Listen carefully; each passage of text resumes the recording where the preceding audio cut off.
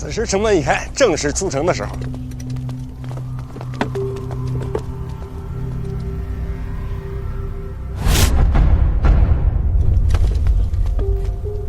别慌。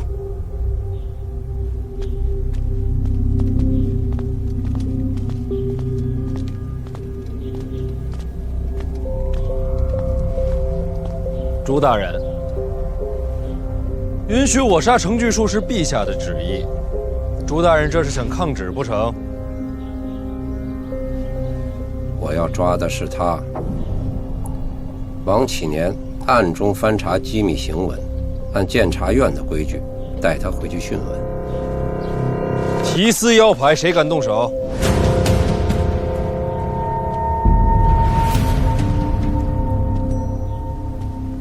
提司也该守监察院的规矩。王启年所作所为，皆是受我指派。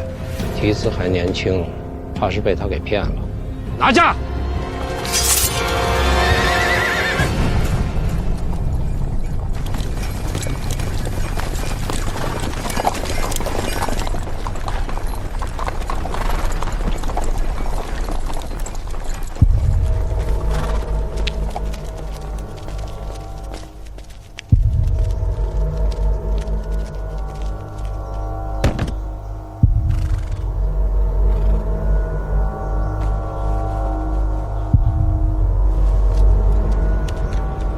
司南伯，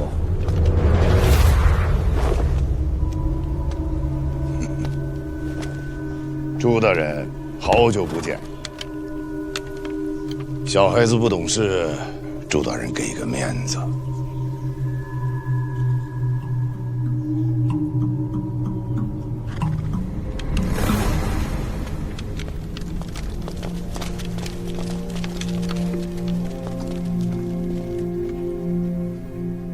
你的事情我都知道了，什么打算？出城追人。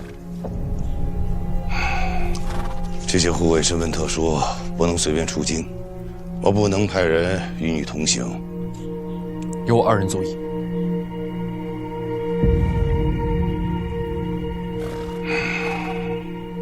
我真是有点后悔，把你叫来京都。去吧。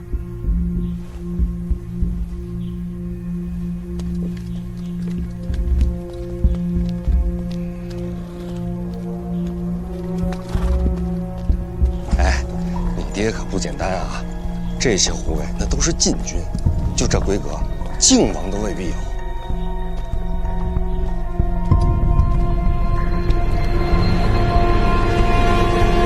大人，方才那些马好像是军马。我知道，户部不该出现这样的护卫，是不是应该查一下？那些护卫只怕是天子的亲军。陛下如此相信司南伯。院长离开京都之前嘱咐过了，只要不是谋反弑君，尽量不要和司南伯发生正面冲突。一个户部侍郎如此特殊，陛下在乾隆之时，户部侍郎和院长就相伴左右，那不是一般的情分呐。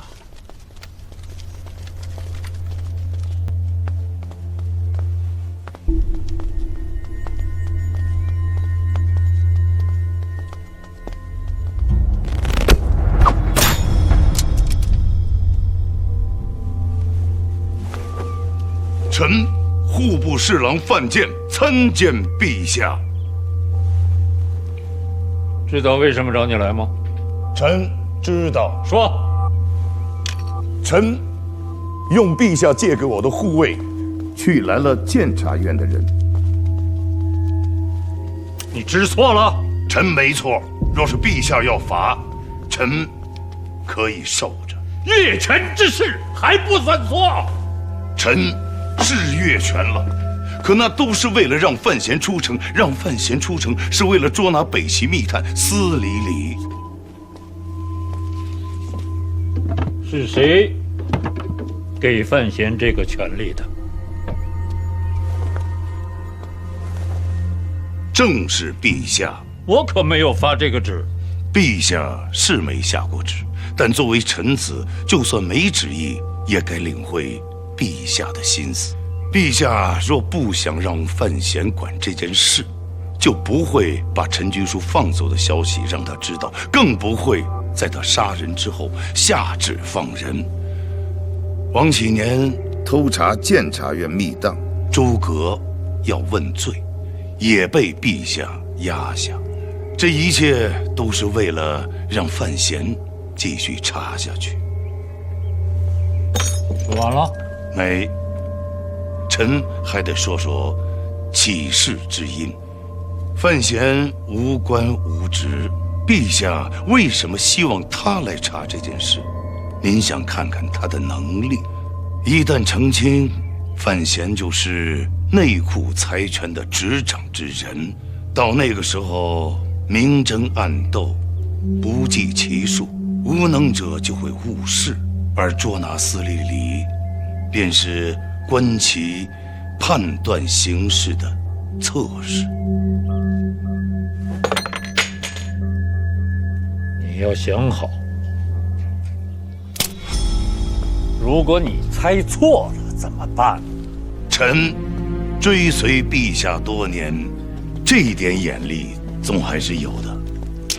再说，就是真错了，瞧在臣一片赤诚、体会圣意的份上，陛下也不会为难。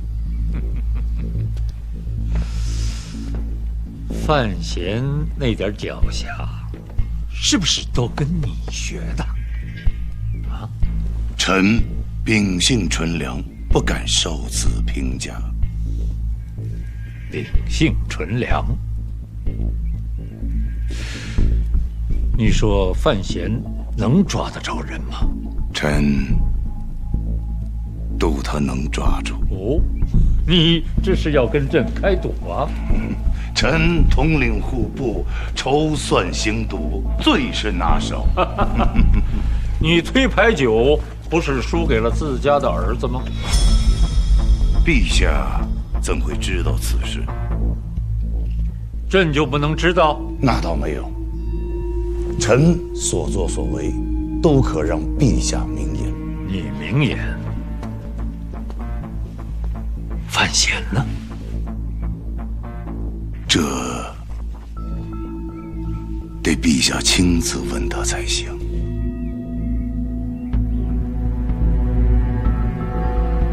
那得看他抓得到人吗？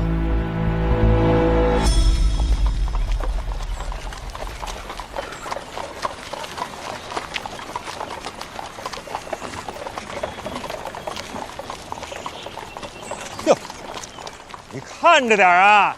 不好意思啊，大人，我问了，昨天呀也是他们值守，他们亲眼所见，司礼里出了城，往哪边去了？向北，然后就出现了几匹马，戴着斗笠，穿着类似，分不清楚哪个是司礼里，然后这几匹马就四散了。果然是有所准备。怎么了，大人？没什么，总觉得有哪儿不对劲儿。何处不对？说不清楚，好像是司礼里的脱身之法有问题。多路并进，鱼目混珠，这脱身之法很聪明啊。我知道，但总觉得忽略了些什么。先不说这些了，你打算怎么追？大人，请跟我来。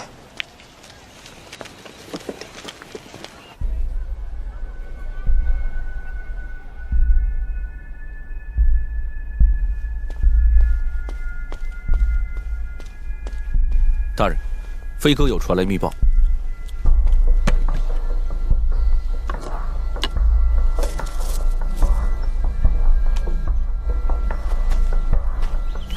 你要干嘛？打鸟。鸟呢？稍等片刻啊，一会儿就到。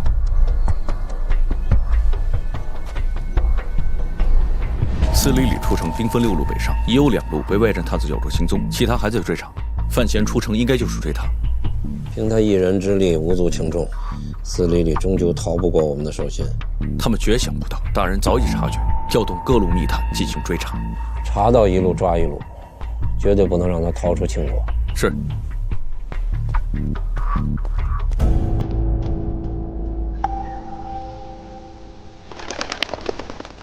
来了。嘿嘿。啊！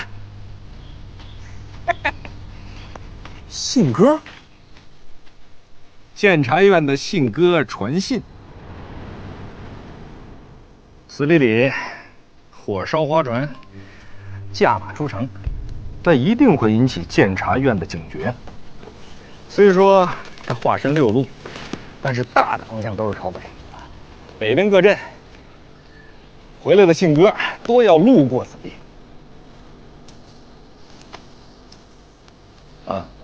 司礼里已被追踪，多路人马正在追捕。不是，这监察院的鸽子从这儿经过，你是怎么知道的？部门大人说，我在院里养过一对鸽子。那你打了鸽子不会被察觉啊？哎，监察院的飞鸽传信都是多鸽齐发，少了一路不打紧的。没人发现。这鸽子一路飞过来，总会遇上飞鹰扑食啊，每月都有自然的损耗。况且呢，王某养了一对鸽子，所以知道回院里的鸽子数总有波动，不会有人起疑心的。除了鸽子，你还养过什么？大人何发此问呢？未雨绸缪啊，家里总得防备着些。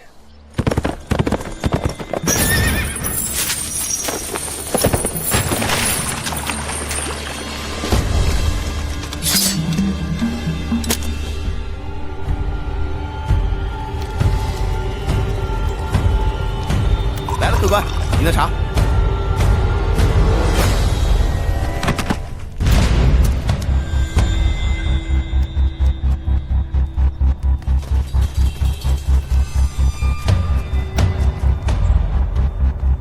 大人，各镇送来情报，已抓获2路，都不是司礼里，其他4路还在追查。范闲呢？还在追他？范闲应该是追不上了。司礼里是一直往北逃吗？是，一直向北，应该是去北齐。取地图来。是。光在后边追，总是被动。只要我们能猜到司礼里他究竟要去向何方，我们就能找到他的必经之路。大人请看，这是王某亲笔画就的天下河山堪舆之图。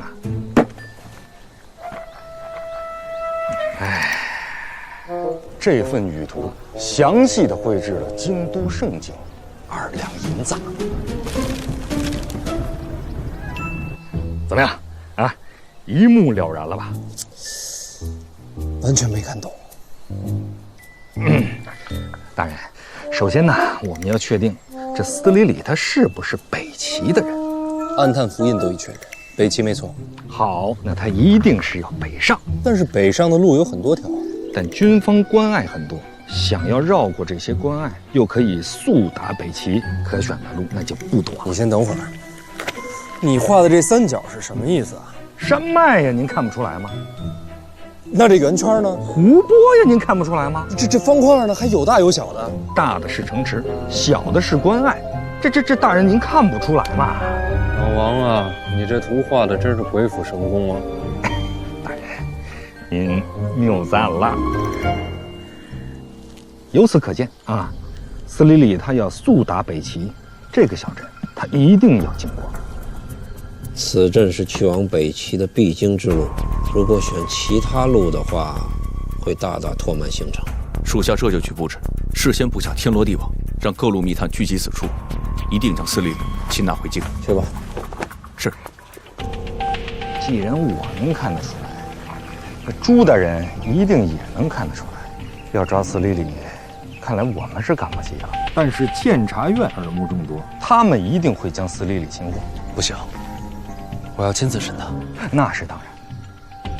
只要我们缓缓北行，截住院里押送司礼里回京的队伍。到时候您就要拿出您的提词腰牌提人，我看他谁敢阻拦。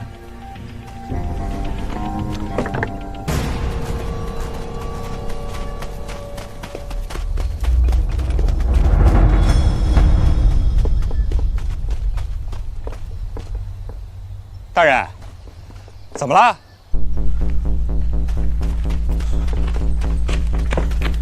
自从我出城之后，始终心神不宁。刚才你那一番话，更加重了我心中的疑虑。我说错什么话了？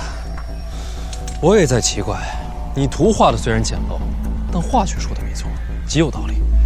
大人，咱们边走边说吧。你等等，你先让我想想，到底是你哪句话让我觉得不对？他们亲眼随地带着上穿着类似，分不清楚哪一句。我想出你哪句话奇怪了。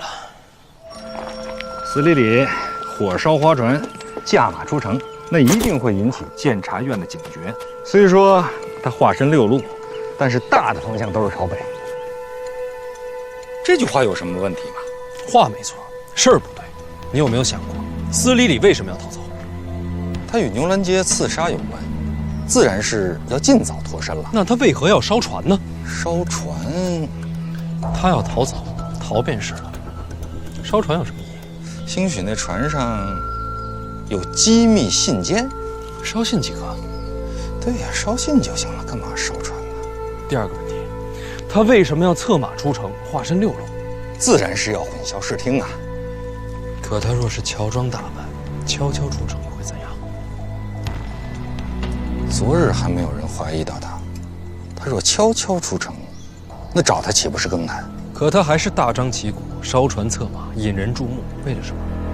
为了让所有人都知道他出逃了。此时所有人的目光都会集中在京都以北，揣摩他的逃亡路线。我若是他，众人视线被吸引之时，就是销声匿迹的最好时机。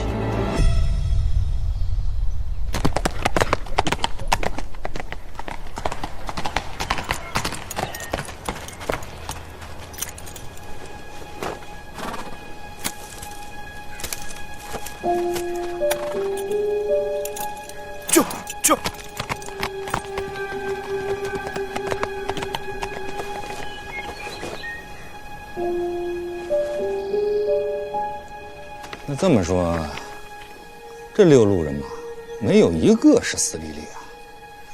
此时真正的他早已潜藏在众人视线之外。那我就不明白了，他悄悄地逃了也就是了，闹这一出干什么呀？因为庆国现在跟北齐剑拔弩张，大战一触即发。这有什么关系啊？此时北边一定戒备森严，他要北上时机不对，就算偷偷出城，也一样是关隘众多，守备森严。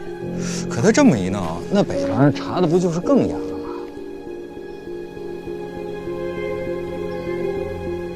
所以他未必是往北，不回北齐了，还是要回。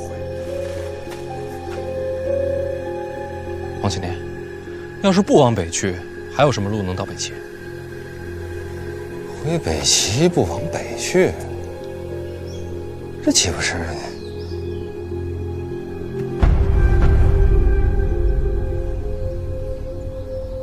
确实有条路，说说看。不北上，一路向东，找到商船，海上归齐。哪座海港最有可能？东夷城啊，不对，我方对东夷城戒备森严，况且去东夷城也是关隘众多。除此之外，便是这里。哎，大人，你看这儿眼熟不眼熟？你都画成这样了，我能眼熟什么呀？说，这就是大人从小长大的地方啊。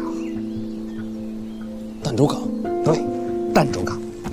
从京都出到儋州港，这都是在庆国之内。应该就是儋州港。哎，你再看看，从京都出北门折往儋州港，哪条路线最近？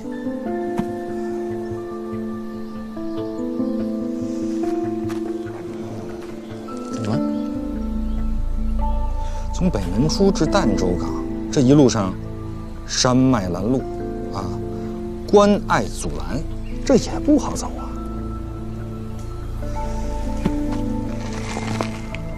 还有条便捷之路，说，那就是重返京都，从东门出。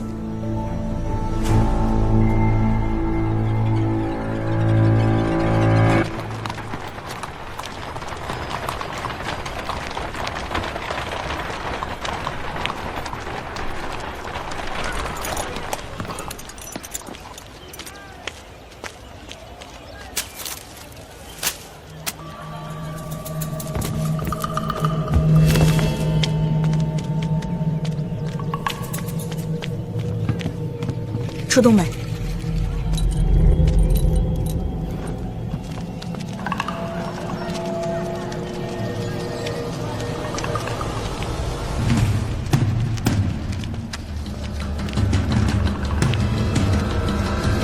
娘，退后！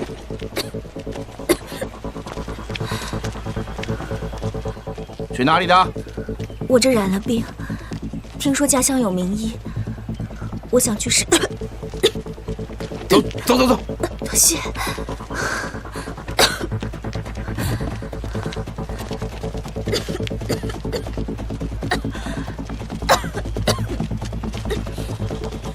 停！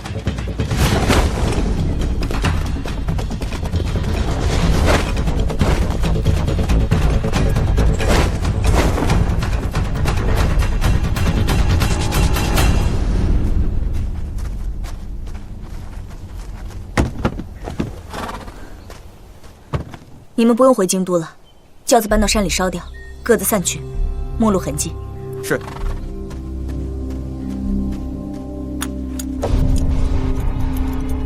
下。如果按大人所说，司礼里或许领先我们不远呢。确实，按反应看，诸葛应该在今日才会追查司礼里行踪。他若有耐心，会等监察院目光集中北门之后，才折返东行。大人之才果然是惊世骇俗，王某被大人超凡智慧震撼的是心惊神摇，惶惶不可终日啊！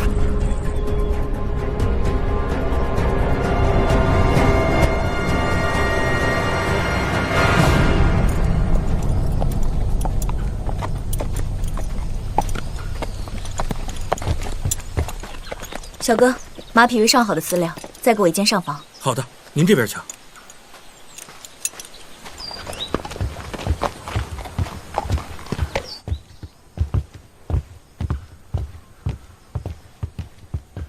您看这间就可以，您这边请。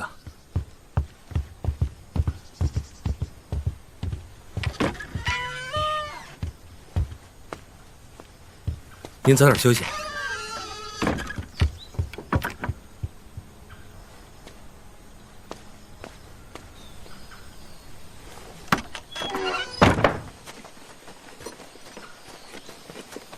哟，二位客官，需要住店吗？不必了。哎。住！哎，好啊，里边请。大人，进去看看，来。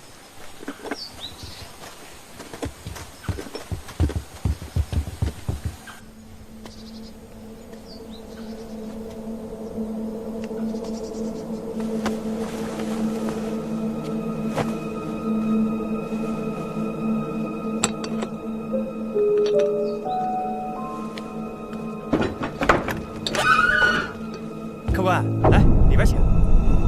找个好点的房间啊！哎，来。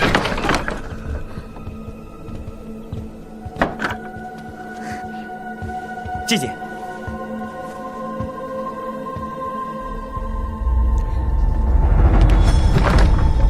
哎，客官，这间有人了，您这边请。不好意思啊。这边这间面向朝阳，宽敞，住着舒服。哎，大人，这样住店。大人，您要相信王某啊！这一路追行，休息比赶路重要啊！大人请。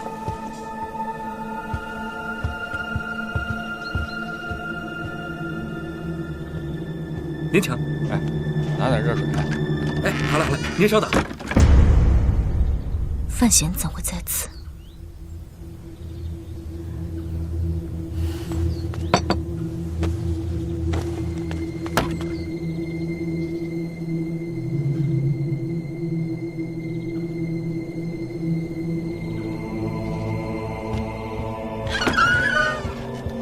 哎，小二。哎，啊，客官，你有什么吩咐？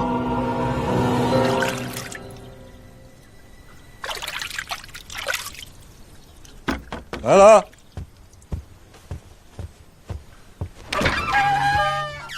客官，您二位的饭菜。门关上。哎，您慢用。大人，这司礼里他若真是往东走啊，2、3日之内，我们一定会将他追上。他应该有马。大人，其实这马匹若无备用啊，长途奔袭它并不快。你想啊，这马儿它要跑跑停停，它得歇着，而且还得时不时的给它喂这个精饲料，不然这马呀就会因为疲劳而被累死。而咱们呢，走的是山野之间的捷径啊，比那官道还要快些。2点之间直线最快。您说什么？没什么。大人，这住店还有这饭钱都是您出吧？当然。啊，那就不辛苦了。吃饭喽！等等。大人先请。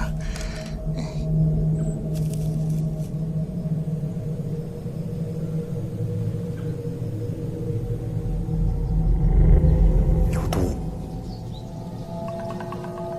莫非？看来用不着等2、3天了。那饭菜自然是后厨做的。后厨做完送去哪儿了？我就直接端你们房间了。中间有谁碰过？没有。好，那就都是你的责任了。过来。看看，自个儿看看。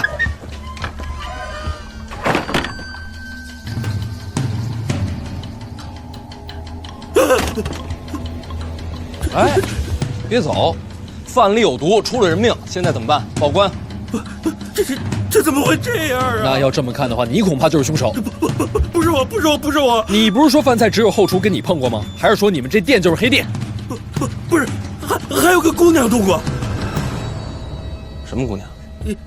也是下午入店的，她非要说看看店里饭菜的成色，再决定要不要在店里吃。我就把你们的餐盒端过去给她瞧了瞧，其他什么都没做。为什么偏选我们的饭菜？住得近，就住对门。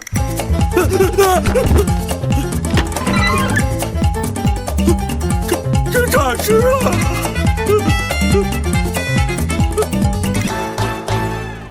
什么姑娘？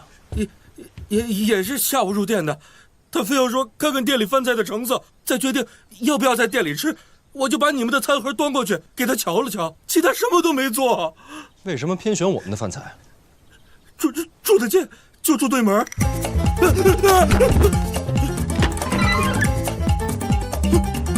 这咋吃啊？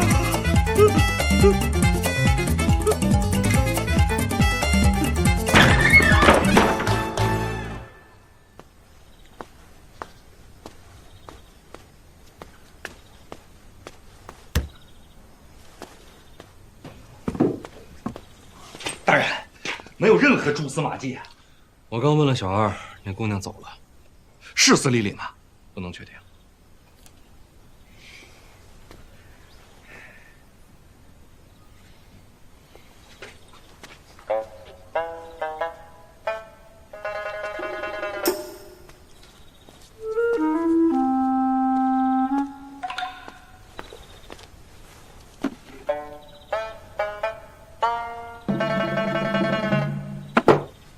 没错，就是它。宁可认定？晨光的味道。什么晨光？一种熏香啊，醉仙居一直在用此香，此香余味悠长，不易散去。你闻闻。你怎么知道啊？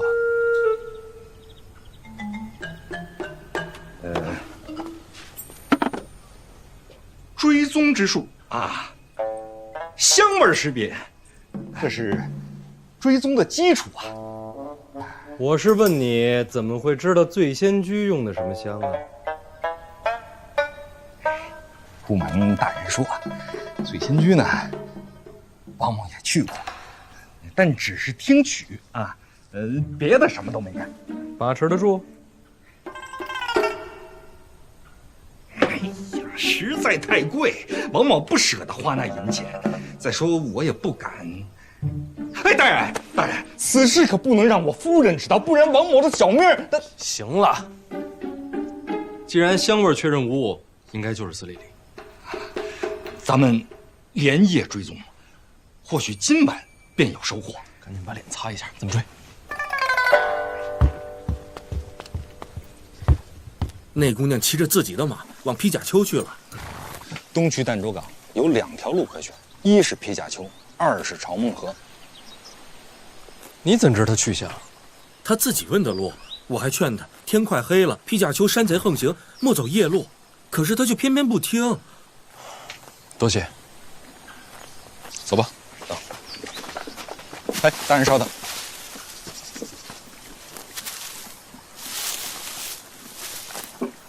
黄豆、苜蓿、鸡蛋。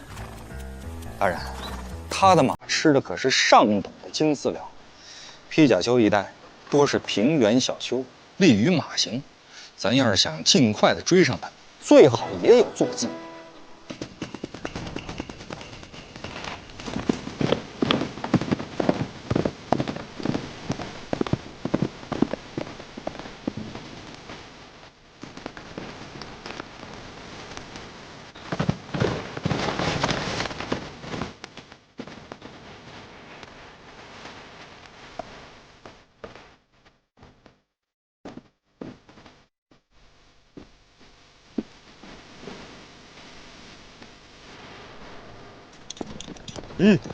怎么了？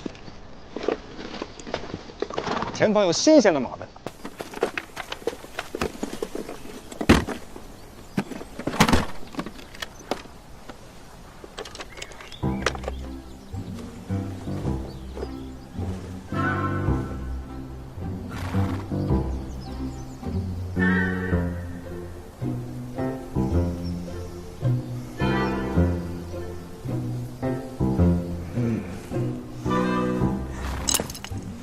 大人，没错，这便是那客栈中的精饲料，方向没错，司礼里应该就在前方。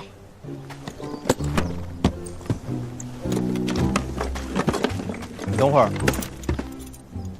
怎么大人？刚才看你吃这东西的时候，我总觉得哪儿不对劲儿。大人，我没吃啊。你不觉得太顺了吗？什么太顺了？发现下毒，发现司礼里，然后一路追踪行迹，一切都那么顺理成章。顺还不好吗？他先发现的咱们，没错吧？对呀，所以他给咱们下了毒。那他为什么要给咱们下毒啊？因为咱们在追他呀。那他为什么不等毒发就提前离去了？想必是行事小心。我第一次见司礼里，我就给他下了药。大人有这癖好？我的意思是，他知道我精通药理，可刚才用的毒都是最普通的毒。兴许是手头没有更好的毒药。我要是他，与其下毒，不如偷偷溜走。还有啊，他把自己的去向告诉店家，这不是故意等咱们追上吗？大人是说他故布疑云？哎，难道是自己前往披甲丘，故意引咱们前往朝梦河？啊，不会，大人。刚才这路分叉的地方我都看了，朝梦河方向没有人行踪迹，而咱们这一路过来，这马蹄始终是在躲避深挖泥坑，而且这马上啊，显然是有人操纵。我总觉得他在故意等咱们追上去。大人，您是不是想多了啊？他就是慌不择路，露出了破绽。咱们还有多久能追上？他的马已经很疲累了啊！明天早上一定能追上司礼里。继续追吧，追上了自然知晓。是大人。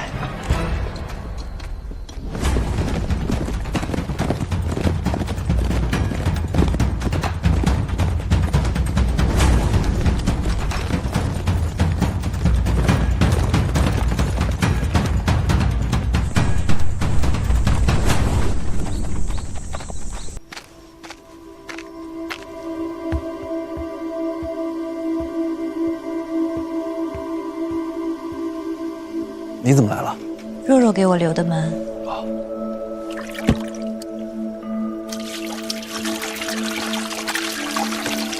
这是什么？京都天干物燥，不比儋州，所以我自制了加湿器。加湿器？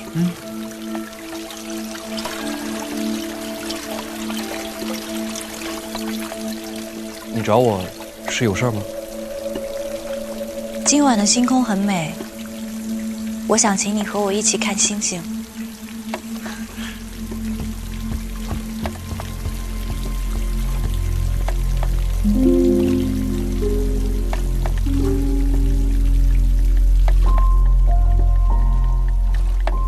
我从小在宫里生活，父亲与母亲不便探望，每到晚上，我会一个人住在一个很大的房间里。从那个时候起，我就特别喜欢看星空，因为除了星空，也没有什么可看的了。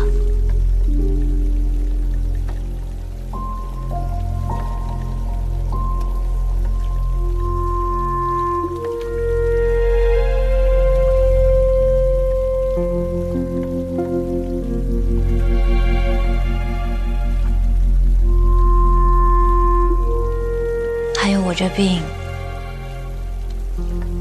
这肺痨，时好时坏，我觉得我随时可能会死。白日里，我笑着跟人家说话，其实心里害怕极了。有我在，你不会死的。我不敢与人亲近，因为我害怕突然有一天因病离世，人家会伤心难过。可事实上，也没有人愿意与我亲近，毕竟是私生女的身份。我也是私生子啊。可是你不一样，你见过那么多的事情，我却只能被封锁在宫里。我曾听说，人这一生就像是在路上前行，不断的与人遇见，在分道扬镳。我羡慕极了。我这一路只有我一个人，从来都没有遇见过其他人。我只能独自一个人，一点一点地向前走。我本以为我会一个人走到死，可是没有想到你出现了。发现有人陪着的感觉真好。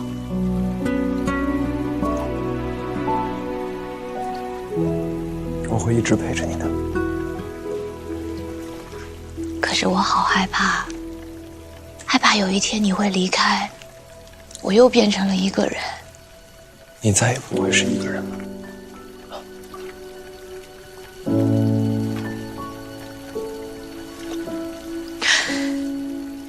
对不起，今日出游，我骗了你，我没有把我父亲要试探你的事情告诉你。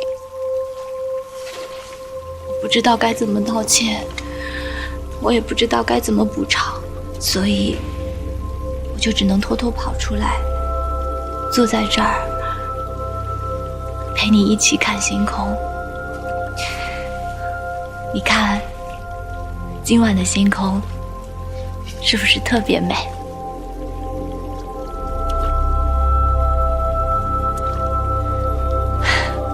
是很美。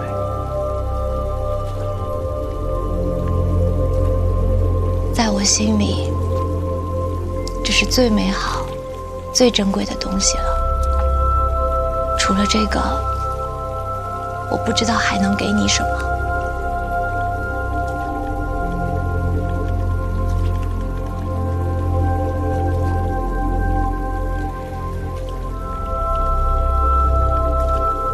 你把整片星空都给我了，除了这个，我什么都不想要。我以后再也不会骗你了。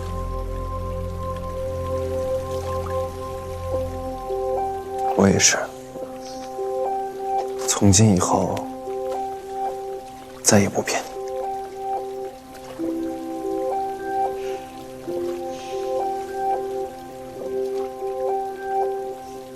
你看，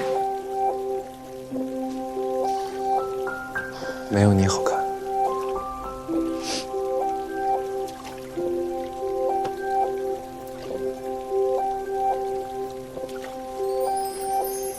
茫茫人海，就像是这夜空中的繁星。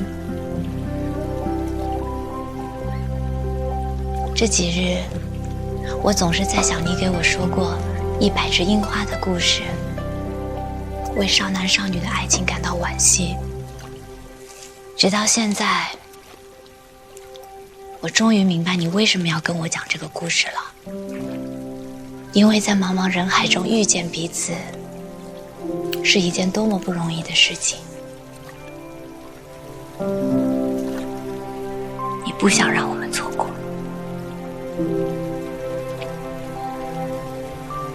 我们一定不会错过。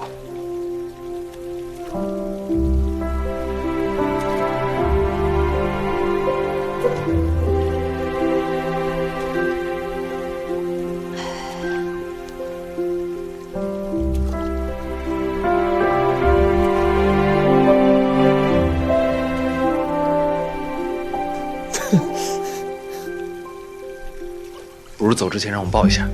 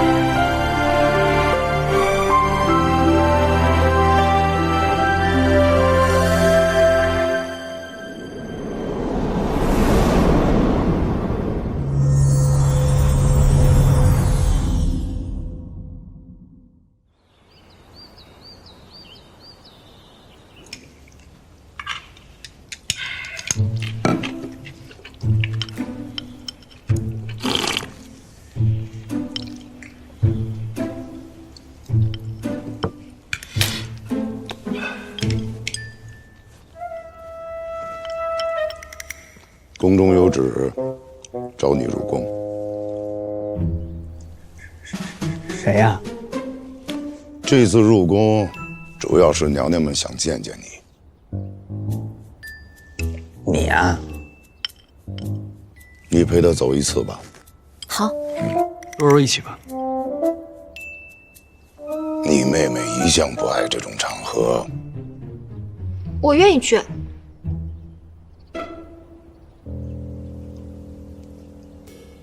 那就这样吧。我也愿意去。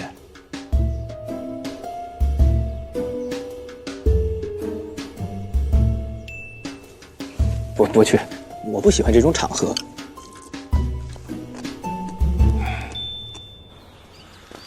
一会儿进宫之后，帮我记住各殿之间的路线，细节帮我瞧着些。好，我可能要闯一次宫，那我记仔细点。你不害怕？哥要做什么我都帮你。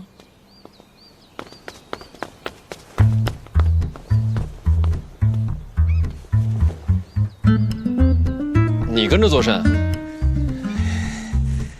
进德宫去，你帮我找娘娘求个字儿呗。求什么字儿？咱们淡泊书局不是就要开张了吗？要是能有皇室的题字，那咱就是皇家淡泊书局。到那时节，那必然是门庭若市啊！都皇家了，还淡什么泊？可以不要淡泊，咱们开书局本来就为赚银子嘛。要依着我说，应该叫大义书局。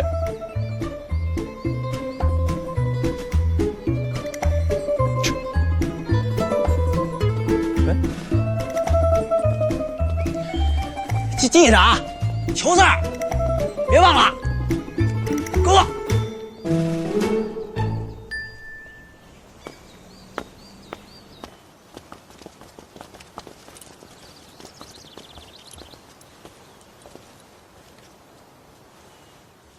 许久不见，夫人风采照人呐。公公还是那么会说话。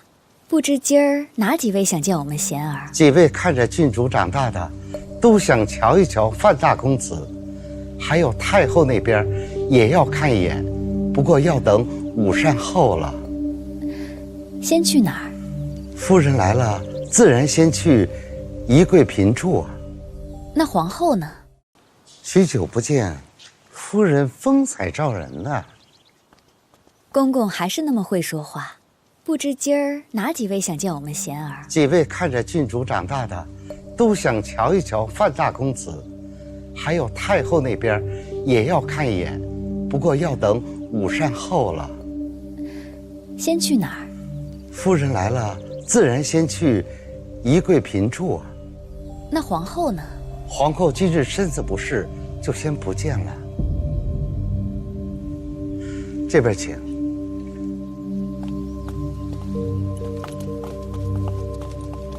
我知道你去过御书房，但这儿才是真正的后宫，别四处探看，说不好就有人参你一个堕慢失仪。哎，姨娘跟宜贵嫔认识啊？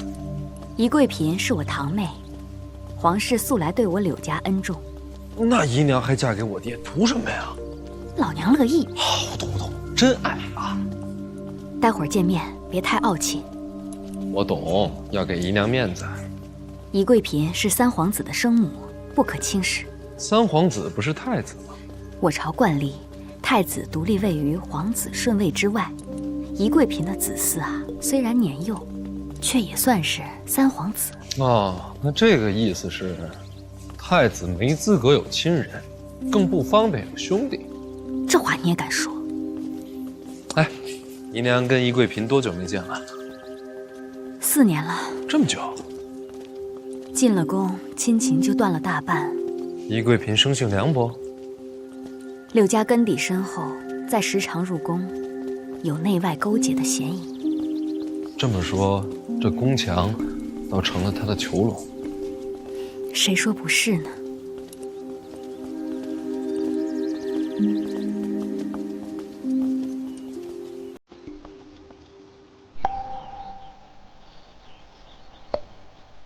你们呀，可真忍心，把我扔在宫里就再也不管了，我连个说话的人都没有。毕竟柳家是外戚，要学会避嫌呀。你都是范家的人了，何必顾虑这些呢？今儿不是来了吗？要不是你们家范大少爷要去婉儿啊，我们姐妹还不知何时才能再见呢。你就是范闲。侄儿范闲拜见柳姨。范公子，叫娘娘不得失仪。果然是个好孩子。范闲一行已到了宜贵嫔处。柳如玉进宫了。是。多年未见，宜贵嫔应该欢喜得很。据说那范闲不顾礼仪，直接叫他柳姨。宜贵嫔喜笑颜开，到现在都不曾放范闲离去。礼仪见多了，反倒渴望亲情。范闲这一叫聪明。接下来他要去哪里？问过了，依序是淑贵妃处、宁才人处，午膳后太后会见他一面。若是抓准了时机，安排个宫女洗浴，正好让范闲撞见，你觉得如何？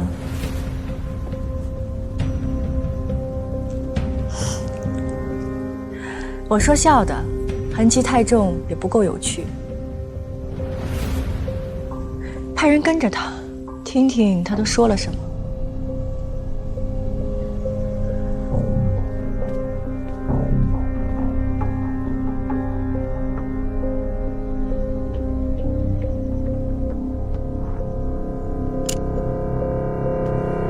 怎么不见三皇子？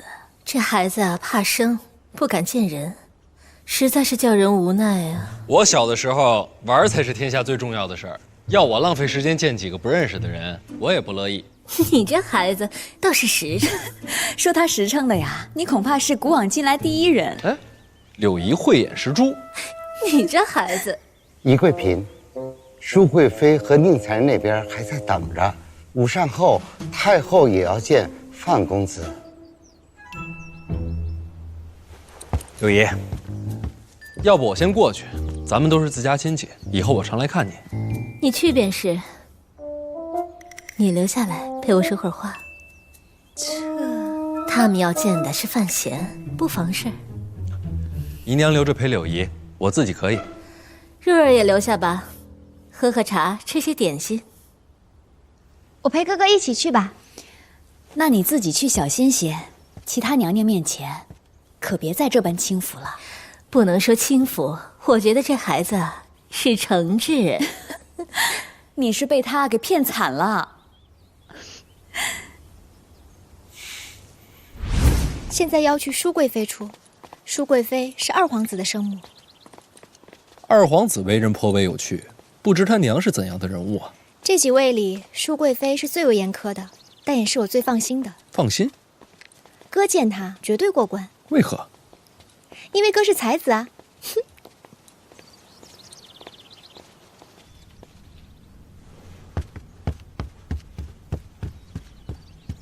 哎，小姐，范公子呢？在那儿呢。哎呀，我算是知道为什么叫淑贵妃了。什么？没什么啊。范公子，赶快坐下吧，淑贵妃马上就到了。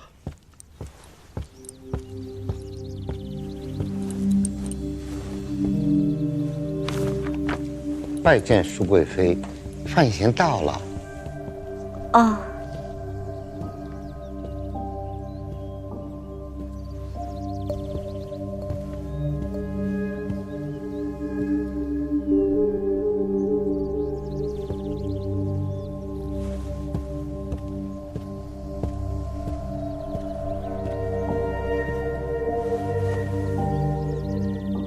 坐吧。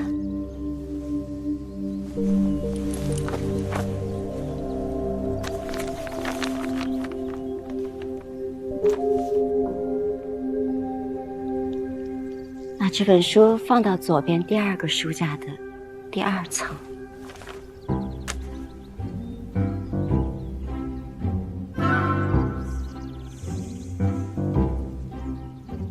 你那首诗不错啊，万里悲秋，常作客。贵妃娘娘谬赞了。你开书局了？是。有孤本吗？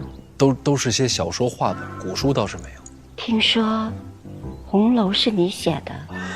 其实是一位曹先生写的，我只是偶然见过，抄写下来。哪位曹先生？古来杂文我素有收录，怎么未曾见过？书写的倒是极好。多谢贵妃娘娘谬赞。近日里读些什么书？你出书，我弄铺面，4-6分账，我4你6，你看怎么样？账本。商贾之道，终究事于粗鄙。贵妃娘娘教训的是，我儿子又在宫中长大，我们都把她当女儿看，所以要见你一面。承泽也一直夸你。承泽又是哪位？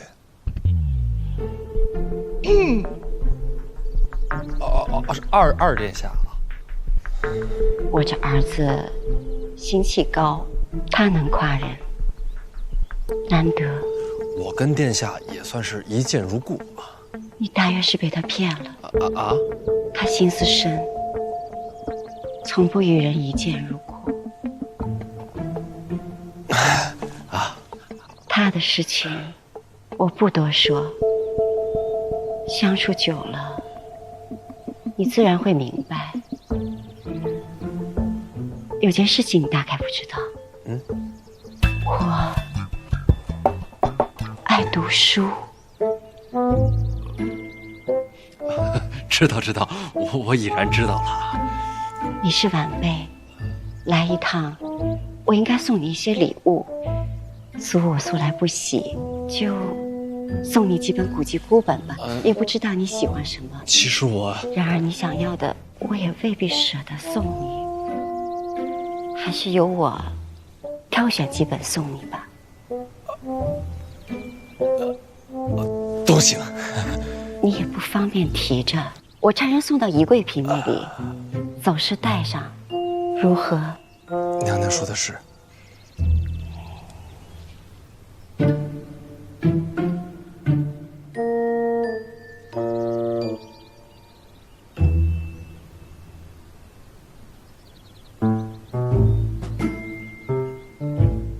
你还有事吗？那下臣先告退了。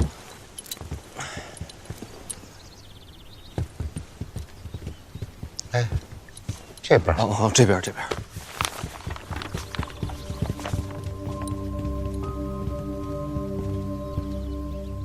真没想到这性子跟二殿下差这么多。舒贵妃淡雅得很，平日不爱说话。哥哥有才子之名，她才愿意多看你一眼。实在是难跟上这话题转变。接下来是宁才人，大皇子的生母。这大皇子在边塞领军，手握兵权，他要争太子之位，岂不是占尽上风？公公没事儿，你不说没人知道。大皇子不会争，也争不了。为何？宁才人是东夷人，当年陛下北伐掳回来的。当时陛下在战场受了伤，宁才人日夜照料，这才脱了奴籍。后来入了宫，生了大皇子。所以这大皇子有一半他国血脉，因此不可能继承皇位。宁才人也因此不被太后所喜，本来已是妃位，多年前不知出了什么变故，被夺了尊位，降为才人。嘿，老太太心眼还挺小。哎呦，我说范大公子啊，老奴这条命还未活够啊！公公放心，我又不会当着太后的面这么说。我说范大爷，您还想当着面啊？平时就要慎言。那么多老太太，谁知道我说的是太后啊？嘿。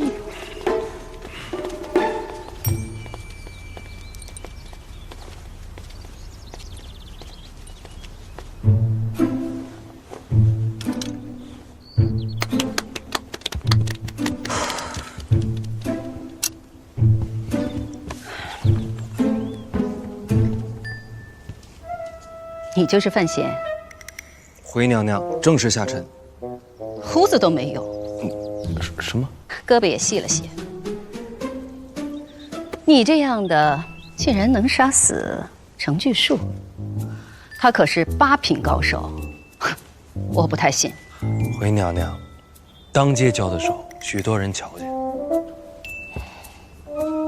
你应该再壮实些，粗犷些。总之，不是现在你这个样子。罢了，既然婉儿喜欢，就这样吧。就完了？对呀，我们今天就是瞅一瞅，满不满意还得婉儿说了算。娘娘看得透彻。好了，下去吧。禀宁才人，太后那边午膳后要见范闲。见吧，我又没拦着。不是，您瞧，已然这时辰了，哦，原来你是要来吃饭的。我不是，我没有，我。哎，你也坐吧。老奴不敢。我这儿倒是没有这些规矩。孙辈有别，老奴真的不敢。随便你吧。早有耳闻，范家有女，才貌双全，婚配了吗？还没有。我有个儿子，倒是直爽，等他回京，要不要见见？啊？我还没想嫁呢。紧张什么呀？我又没逼你。来，动筷子吧。哎，主食呢？上主食。回娘娘，我用不着主食。我给你哥哥要的。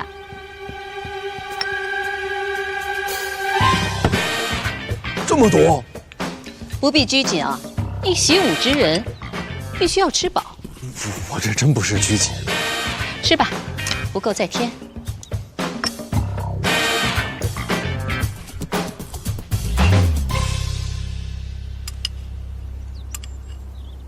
来，尝尝这肉，快吃。那么一大盆，他全吃了，剩了不少。啊，你不觉得这范闲还挺有趣的吗？殿下觉得有趣，便是有趣。说起来，我才是婉儿的母亲。她进宫了，为何不来见我？公主，您忘了，是您自己说不愿见她，说是怕会厌烦。可我现在觉得，见她是件有意思的事儿。她还在宁采人那边，这会儿应该已经到太后寝宫了。我要见她。等等，这么有趣的事，不能只有范闲。把小乙叫来。是。让他带着弓箭。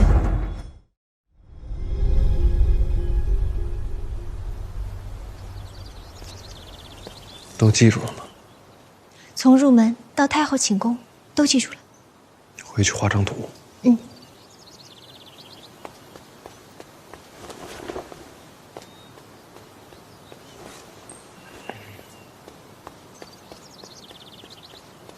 范公子，要不你就在这儿跪吧，太后看看您。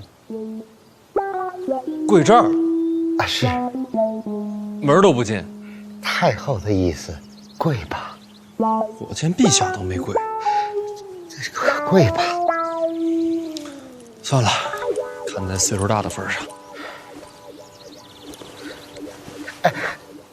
太后只让范公子跪。我陪我哥。我跪在这儿，他瞧得着我吗？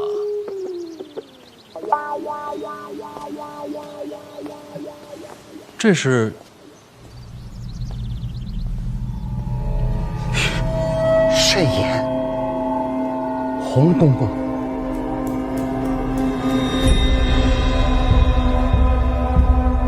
4个宗师都是谁啊？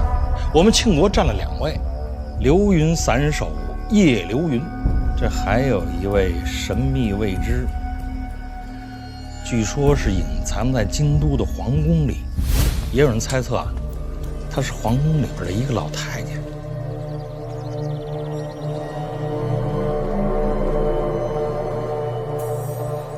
太后说了，你不该为了年岁大而跪，你跪这儿是因为君臣的本分。太后还说，下次见陛下也要去席。他在那里边能听见我？是你听见的？后宫里说话行事最好小心些。也不是谁都有您这样的好耳力。太后要我告诉你，好好对婉儿，若让她伤心了，只怕你要拿命来换。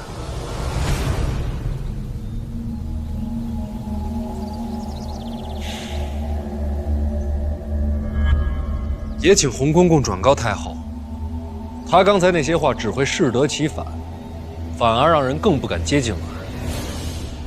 怕了？我对婉儿好是发自自己的真心，我护着她，不是因为太后说了什么。只盼你记住自个儿说的，送他出宫吧。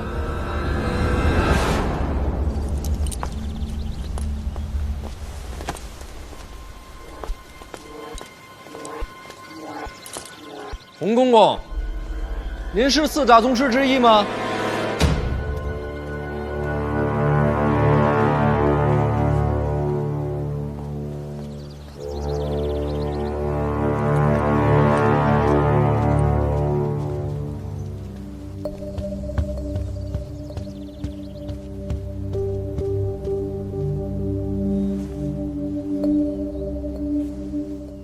那孩子有些不服气，不过他说他会真心对婉儿，我瞧着不像是假话。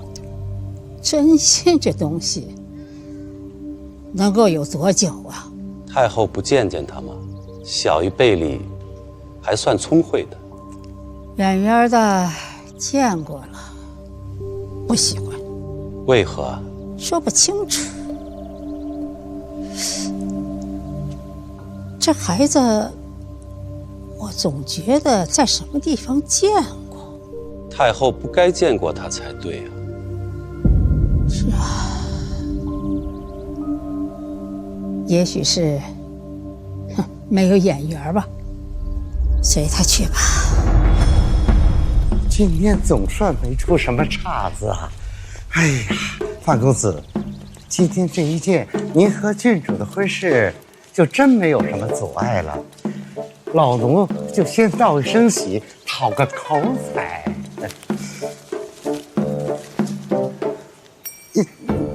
你这，老奴是真心道喜，晚辈也是真心感激。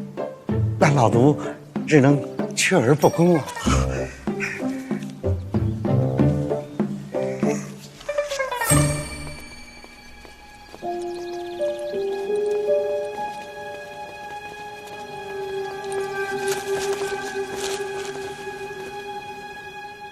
长公主要见范闲。哎，事先并未提及呀。之前不想见，现在要见。既是为了婉儿而来，殿下自然是要见的。烦请带路吧。殿下要见的只你一人，他们两个自到宜贵嫔处候着。哥，请。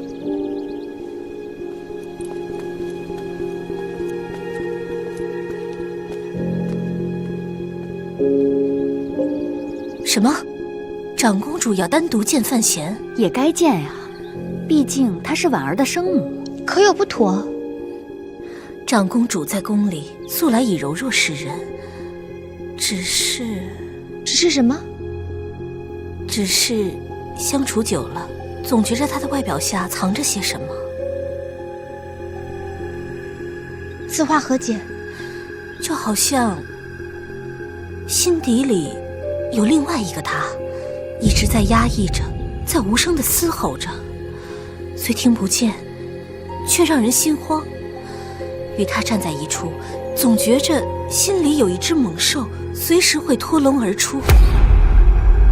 我去找哥回来。哎，等等，那也太过于失礼了。或许都是我瞎想的，不必惊慌。你放心，宫廷里怎么会有事儿呢？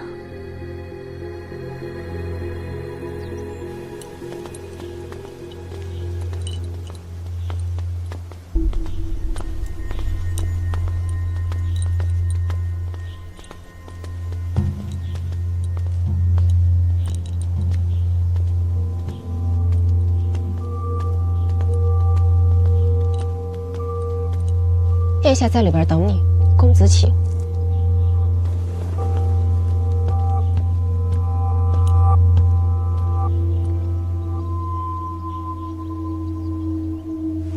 臣范闲见过长公主殿下。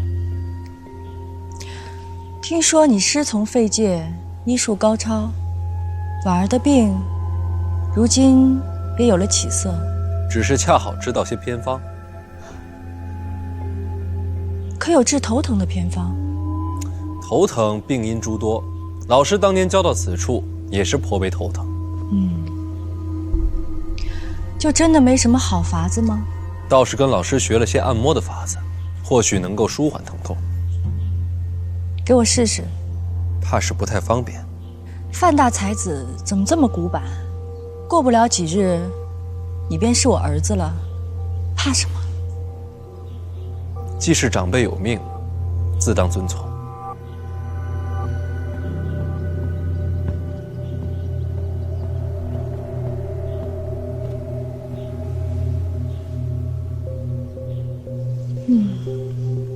开始了吗？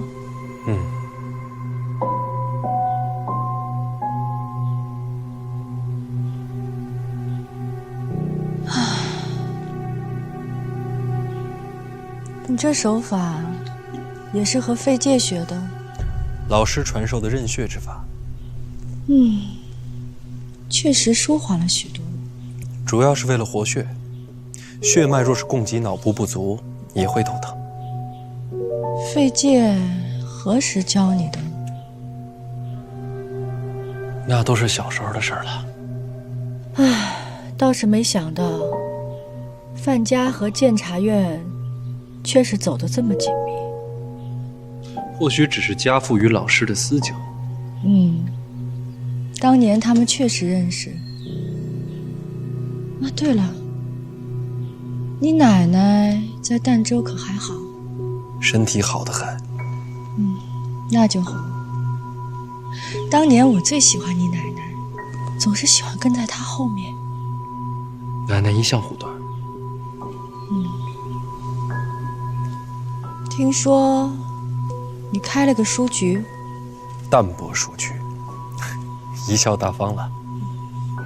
总比裹在朝政里安全。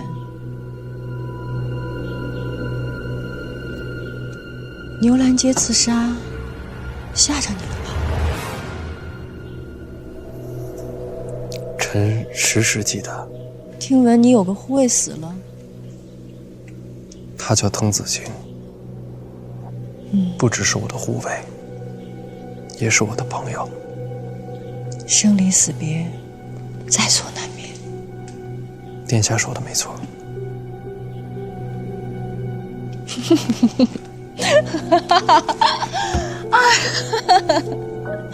我说了什么好笑的事吗？不是，我就是想着刚刚那些话，觉得好生有趣。哪里有趣？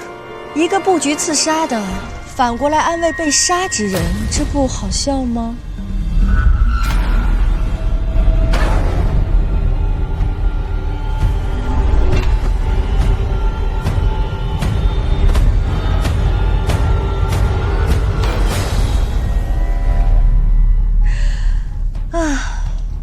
牛栏街刺杀是我安排的，也就是说，你那个朋友也是死在我手上，这不好笑吗？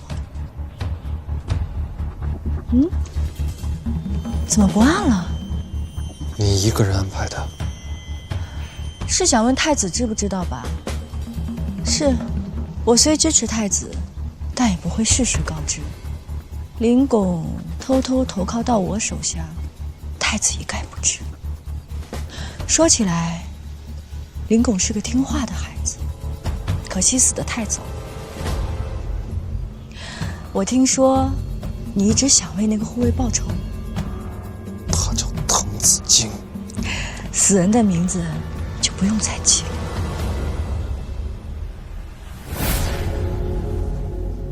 这仇还报吗？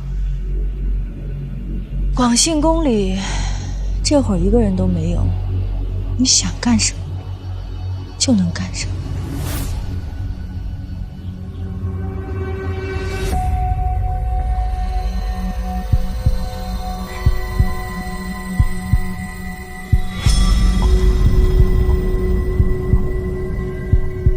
还犹豫什么？报仇不是你只想做的事吗？难不成是我的身份吓着你了？还是说你那个朋友终究是白死了？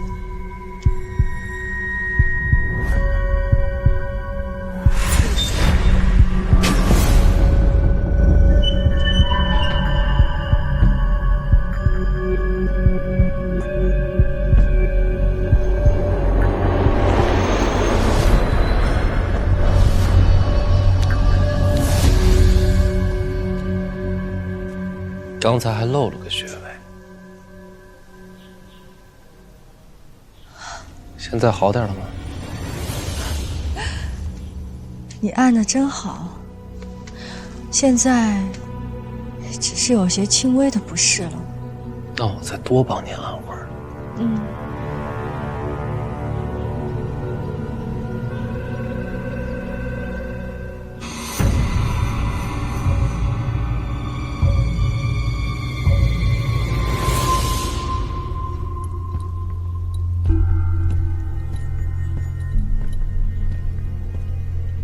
臣倒是要向殿下道谢。谢我？谢我杀你吗？谢殿下为我解惑呀！到今天，总算知道要杀我的是谁了。不客气。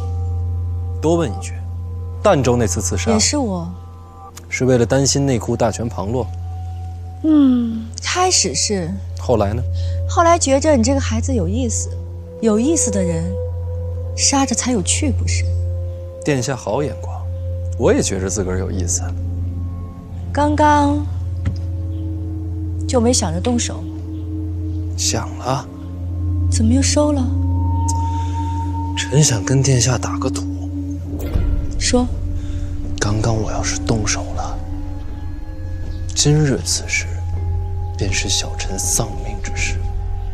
我说的对吗？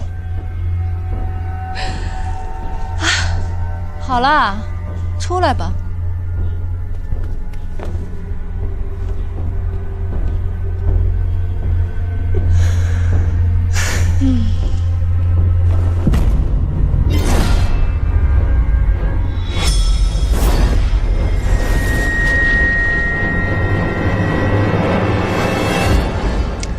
你这么聪明，我越发觉得你有趣了。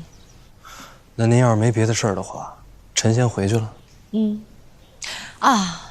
如果刚刚没有人埋伏，你会杀我吗？别急呀，来日方长嘛。这个问题，殿下早晚会知道答案。我等着。我走了。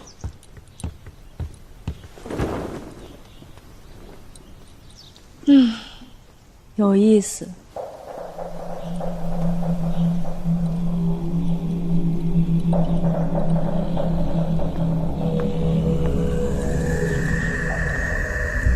又见面了，燕统领。还会再见面吗？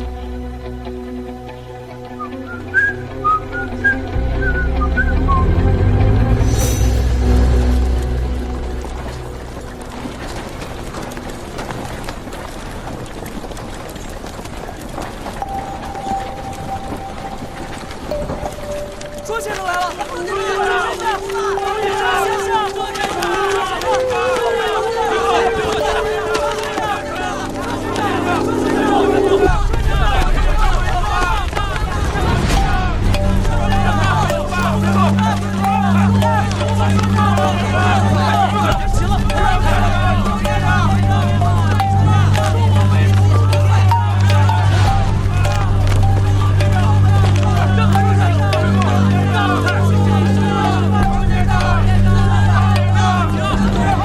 北齐使团已经入京了，庄莫涵也在其中。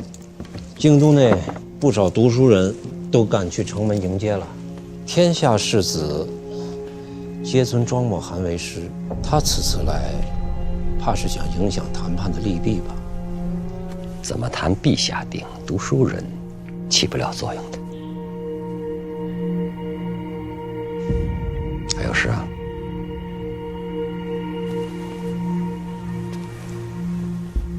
院长，这几日院内暗潮四起，属下收到风声，有不少人渴望破坏这次谈判，想重启战事，一举平定北齐。院长明鉴。京都事宜，你一处担当，看紧点吧。若暗中谋划者是院内同僚呢？此乃国事，为情愿。属下明白。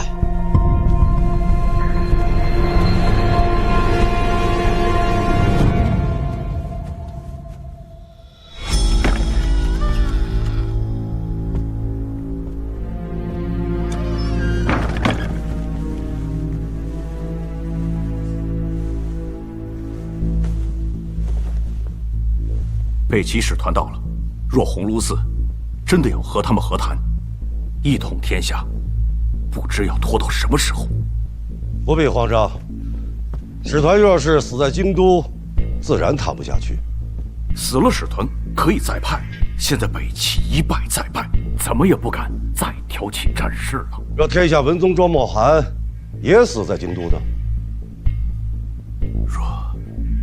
若庄莫涵被杀，则战事不可避免，陛下也将继续用兵一举攻克北齐。到时候，公子也可以从北齐国都回归，不必再身陷险境了。我做这些，不是为了救我的儿子，而是为了我庆国千秋万代的大业，为了有朝一日我们能见到天下归一。严大人真是深明大义啊！长公主承认了。现在想想也都连起来了。李云瑞既不希望我进京迎娶婉儿，更不希望内库落到我的手里，所以才假传监察院密令，要让我死在儋州。可是你没死，所以牛栏街他又试了一遍。现在他再要杀我，可不仅仅是为了利益了。那是为了什么？林相有一句话说得真切，长公主不是婉儿的生母吗？那个女的是疯的。正常人根本不会把真相告诉我，更不会用自己的性命诱我动手。这个女人确实是疯了。疯了？一个疯子不是更好对付吗？她不一样，越疯越危险。要不要告诉陛下？没用的，没有证据。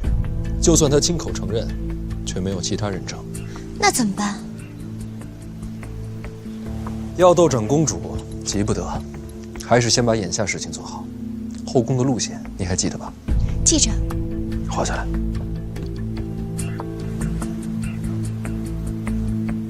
范闲少爷，老爷叫您去书房。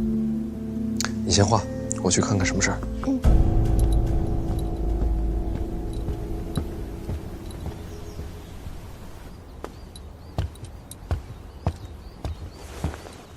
范大人，找我。范大人，久仰范大人才子之名，今日一见，果然是少年风流哦。你看看，你看看，气宇轩昂啊！您哪位啊？在下鸿胪寺少卿，辛弃吾。鸿胪寺？对呀，大人啊，以后咱们都是鸿胪寺的啦，没事要关照关照。不是，我不是太常寺协吕郎吗？大人以后就是鸿胪寺的啦。你暂时去鸿胪寺做事儿，天大的干系，要小心办事儿。办什么事儿？大人还不知道哈。北齐和东夷的使团早就进了京都城了。这我知道啊。这个北齐是来求和的，这个东夷是来赔罪的。这跟我有什么关系啊？我朝和北齐使团谈判，大人是这个接待副使是吧？我啊，对呀，就是您啊。那陛下都下了旨意了，还能有假呀？所以我着急忙慌的，赶快来请大人移驾鸿胪寺，咱们看看去，好做准备呀。是真的。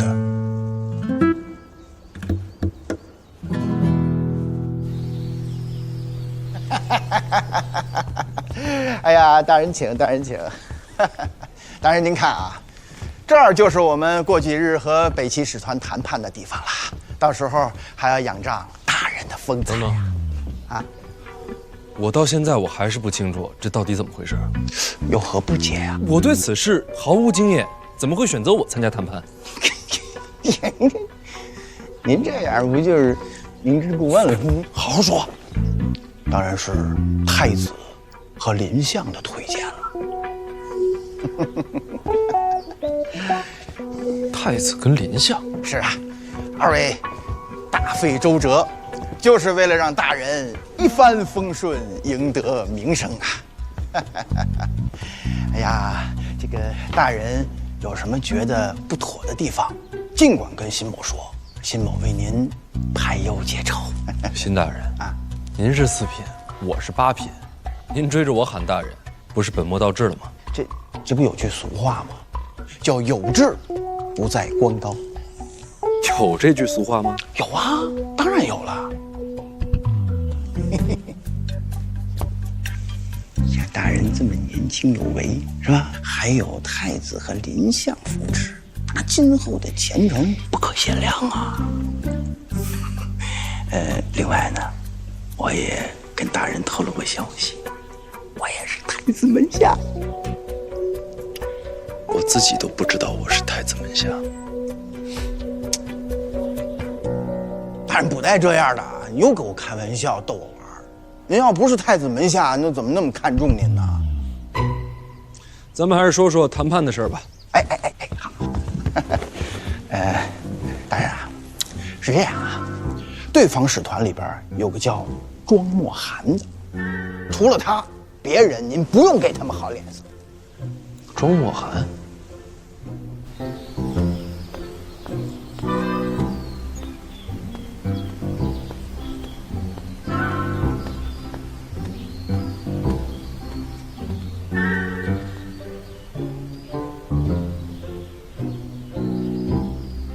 瞧什么呢？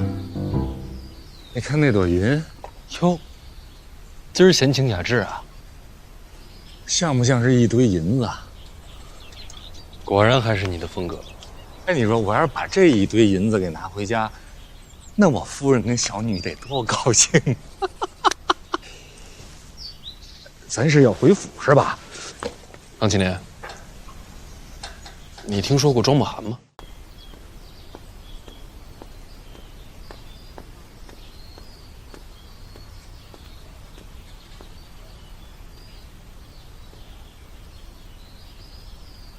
瞧什么呢？你看那朵云，哟，今儿闲情雅致啊，像不像是一堆银子啊？果然还是你的风格。哎，你说我要是把这一堆银子给拿回家，那我夫人跟小女得多高兴！咱是要回府是吧？王青年，你听说过庄墨涵吗？我知道啊，今天进的城。这全城读书的种子啊，都去参拜了。没往这么大，是读书人都知道啊。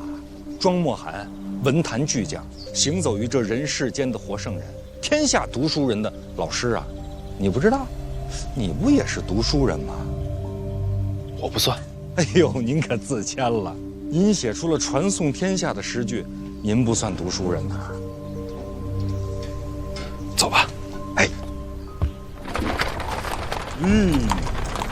怎么了？影子大人，陈萍萍找我有事儿。有人要杀陈院长，天底下要杀陈萍萍的多了，不出半个时辰就要动手。他现在人在哪儿？监察院里。那就没事儿，没有重兵，谁能冲进监察院杀人？现在院长身边已经没人了。没人是什么意思？庄墨涵进京了。这跟庄墨涵又有什么关系？庄墨涵进京，才是改变的前提。院里都知道，要再挑战我，只有刺杀庄墨涵。可是，院长已经派医处保护庄墨涵了。是，医处的诸葛已经倾巢而出，3处的废界不在京都，其他各处的强势战力也被我分别调离。今日监察院内在职的，都是我们的人，那也不足以强杀庄墨涵呐。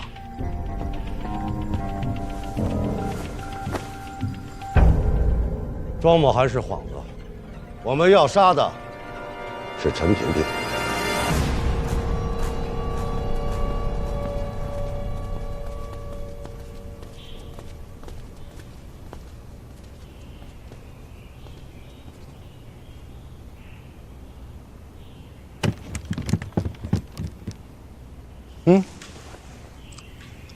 你来了。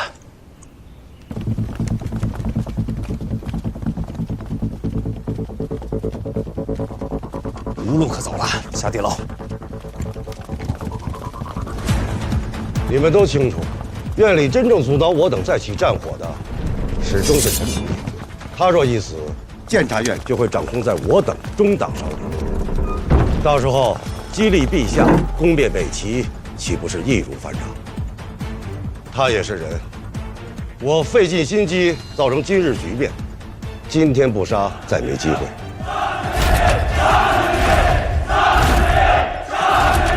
杀了陈平平，监察院大权就在你我手中了。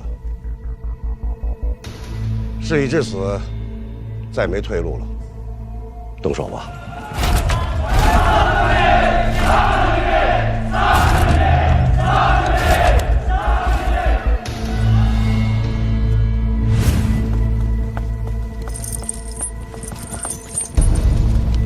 范公子，李李姑娘一会儿聊，正被追杀呢。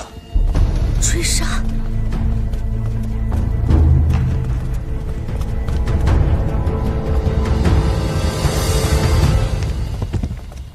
按一下那个。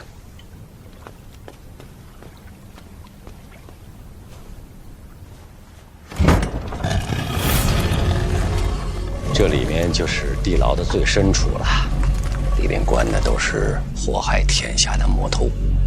先进去再说。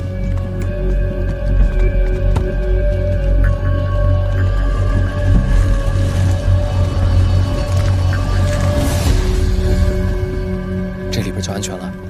也不算太安全，有很多人知道这条路。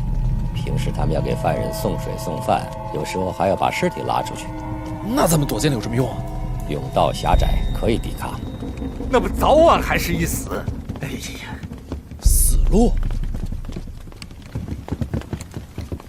这下糟了，我不能死啊！我未曾与夫人讲过，我私自就死了，那她一定会生气呀。这般境地，你怕的是婆娘生气？死生事小，夫人是否同意事大，你不懂。司礼礼在外边会怎样？他们要杀我，自然不会留活口的。牢房钥匙口，都自身难保了，还管别人？钥匙。等我一下。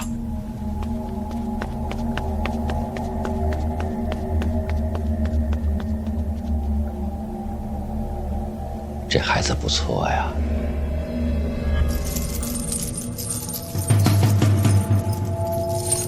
什么事？啊，什么事？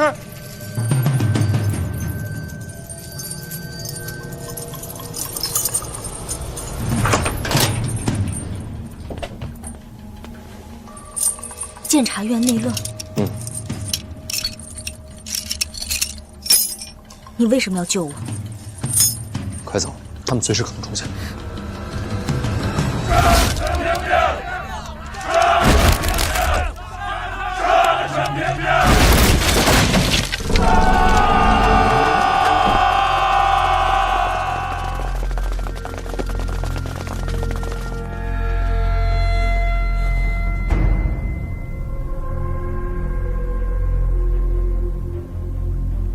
你把我带来有什么用？还不是一样要死？我答应过保你性命，就是死你也得死我后头。里边去。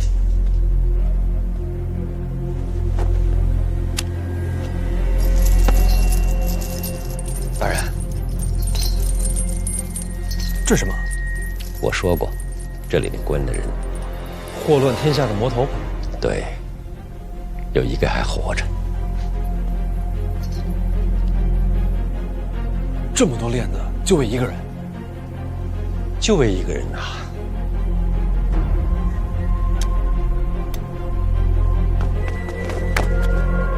看一眼就能活命吗？我这边。快找找陈明明在哪儿？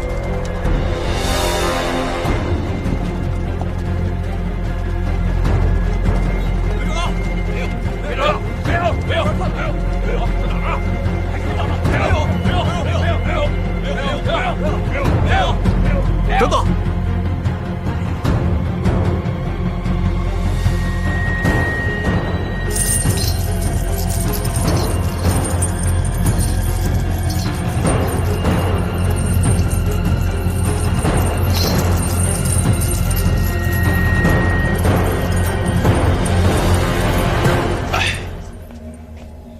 人都要死了，还不能满足一下好奇心啊？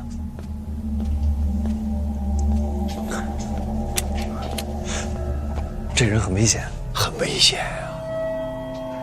他叫小恩，我的腿因他而废。陈明明他就在里边，他无处可逃了。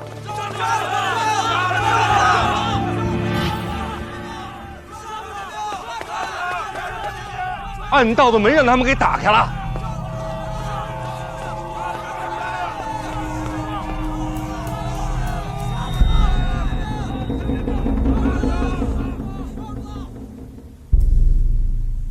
司礼里，做什么？北齐战败了。说这些有什么用？我紧张，总得说点什么。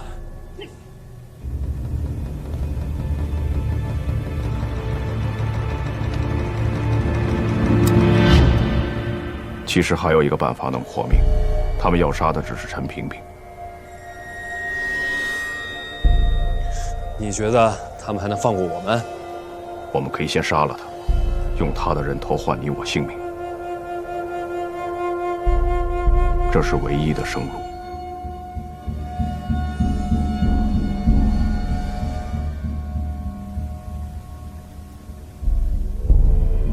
王启年，大人，玩命吧！好，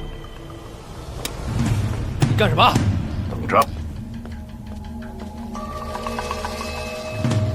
是影子，就他一个，杀他！他就一个人。这外边都是高手，他一个人能撑多久？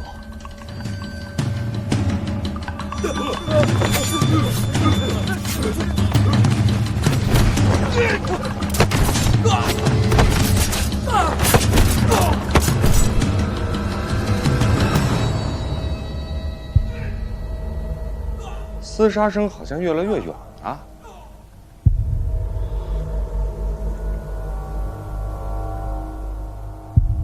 杀出去了，莫非是对手实力孱弱？都是7品以上的高手。真不是我的主意。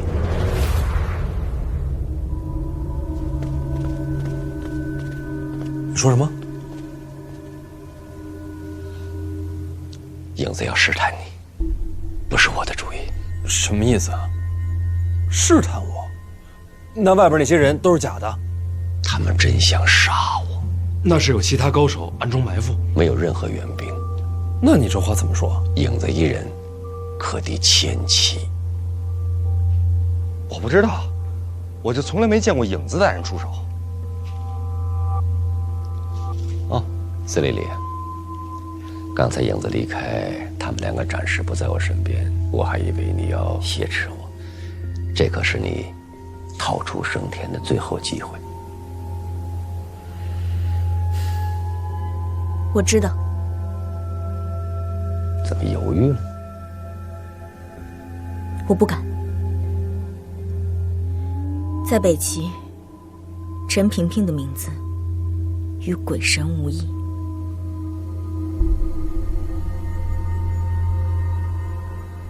推我出去吧。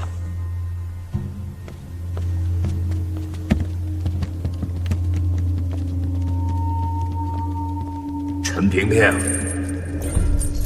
好好活着，等我出来。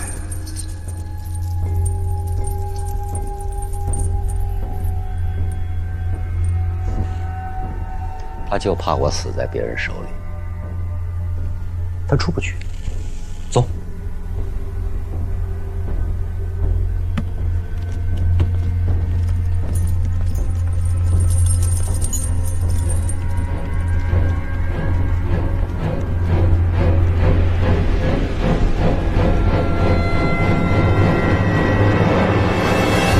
所以你知道这些人要杀你？知道。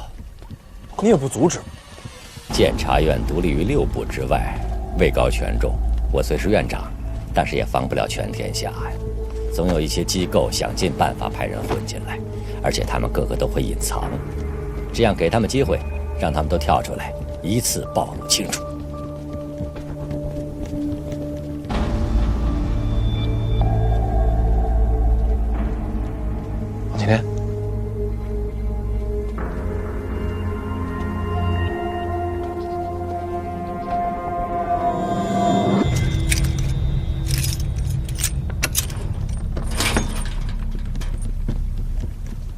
拿自己当诱饵。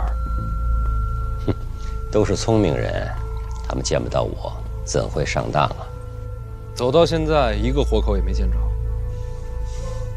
自投罗网便是如此。我觉得在里面更安全。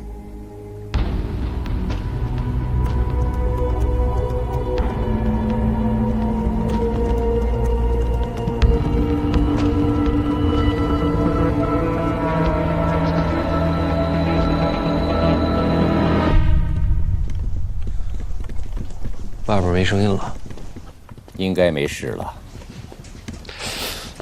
你会不会觉得我行事太狠？他们要杀人，自然也会被人杀。负重前行，确实身不由己啊。王启年，开门。哎，看这玉是不错哎。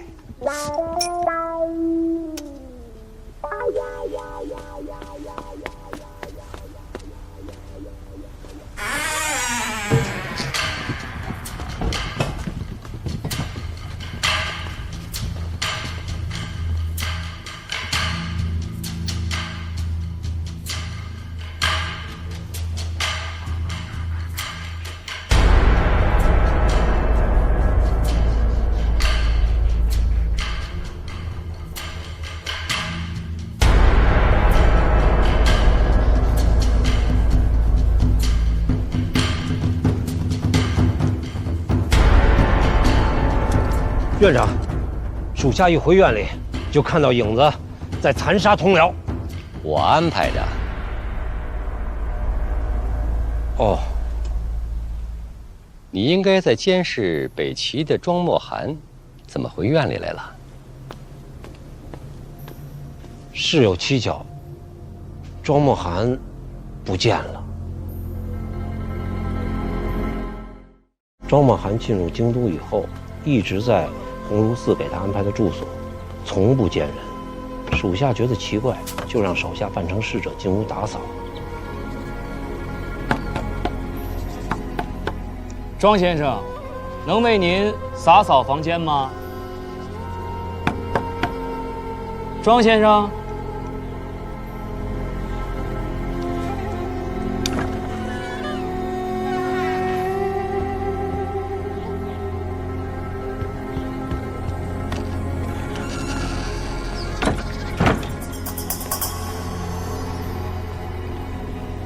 结果发现庄墨涵不在屋内。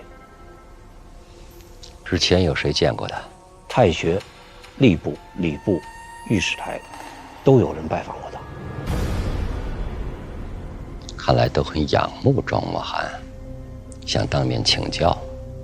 那他们为什么要偷偷把人接走呢？院长，庄墨涵是文坛巨匠，一言一行都能影响天下的读书人。他就这么消失了，恐怕不是小事啊。把访客名单列出来，叫我看看。是，属下这次回京都，就是想请您下令彻查京都。这事儿就这么罢了。正好你回来了，把在京的各主办都招回来吧。我有话说。是。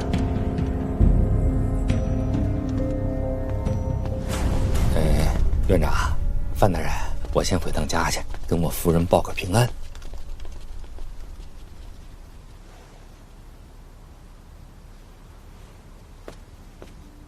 那要没什么事儿，我也走了。那你等等，见见他们。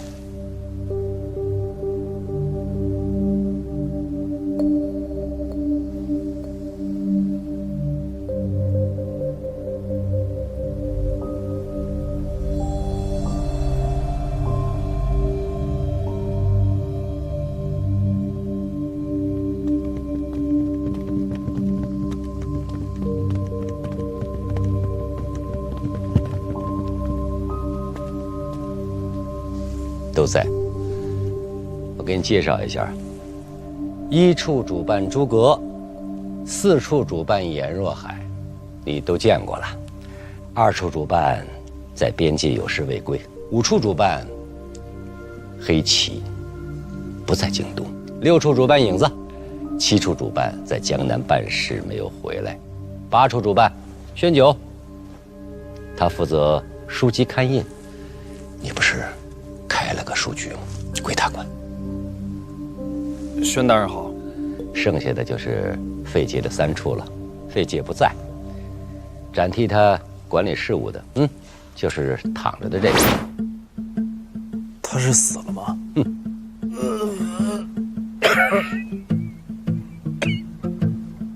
他是范闲，院里题司。各位大人好。小师弟来了，我姓冷，费老的门下，咱们算是同门啊。冷师兄，这是？我研制了一种新毒药，自己吃了几副，哎呦，药不错。没做解药，失败了，毒更重。哎呀，师兄辛苦啊！等我好了，请你吃饭啊，我自己下厨。哎，别，这就不必了啊。行，我先休息会儿。哎，都认识了吧？那我就开门见山吧。今天有人在院里设局想杀我。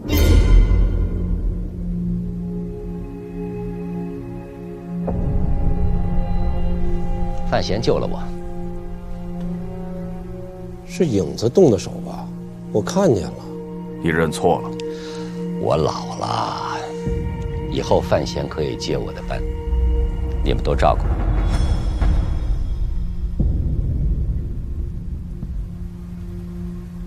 范闲才入京都不久，人都没认全呢。人可以慢慢认呐，我现在又不退。院长，监察院乃庆国最重要的地方，不是谁都可以接手的。属下以为范闲没有这个资格。你是不是搞错了？我不是来征求大家意见，我只是通报一声。我觉得挺好，别的地儿不管，我们3处一定支持小师弟。最后再说一遍，这事儿定了，不改了。有谁不服，找机会杀了我就是。算了。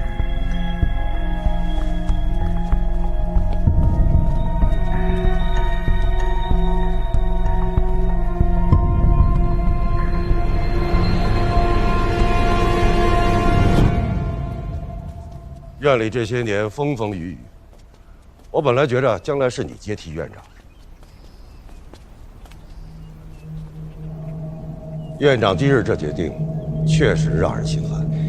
严若海，有一点要说清楚，我不是要争权，我诸葛没能力坐那个位子。我明白。你不明白，我所做的一切皆以庆国为重。我知道。今日那些刺客的尸首我都看过了。都是胆大包天的。对，其中有好几个人最近和你交往甚密。刚才你怎么不说？严若海，你到底要做什么？我和你一样，一切决定都是为了庆国。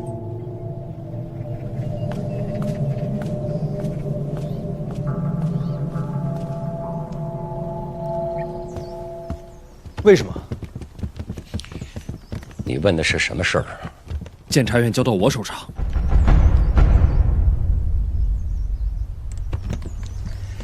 是影子自作主张要试探你，这样也好，可以把事情说清楚。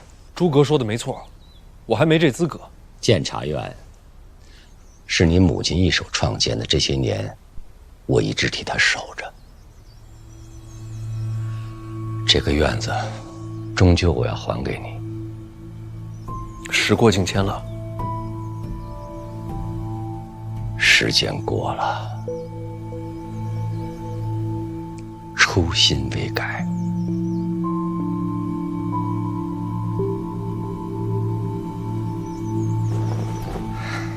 鸿胪寺去过了吧？是个好事。大战后，谈判求和是国之大事，用心做。我明白。你就好好的干。有什么不顺心的就告诉我，有什么人给你出难题了，也告诉我，我来帮你解决。什么事都行。什么事都行，再困难的事情，我来办。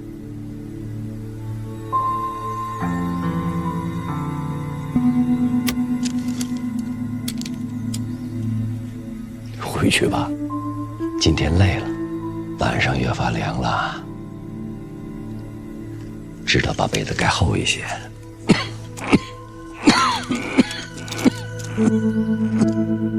你的咳嗽还没好，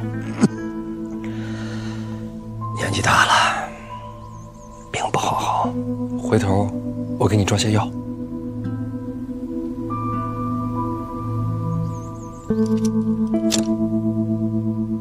好啊。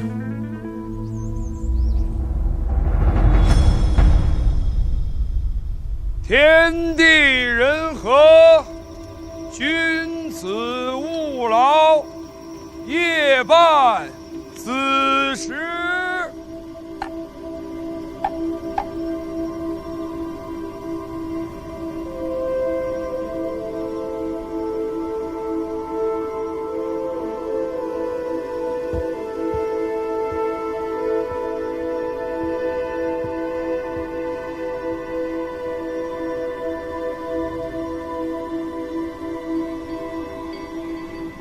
你心神不宁。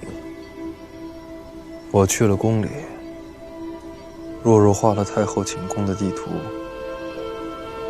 我记住了。为何心神不宁？牛栏街刺杀是长公主的谋划。一个布局刺杀的，反过来安慰被杀之，这不好笑吗？陈萍萍说要把监察院交给我，还说我有困难告诉他就行。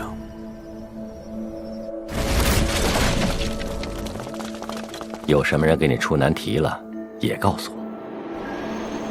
我差点把长公主的名字说出来。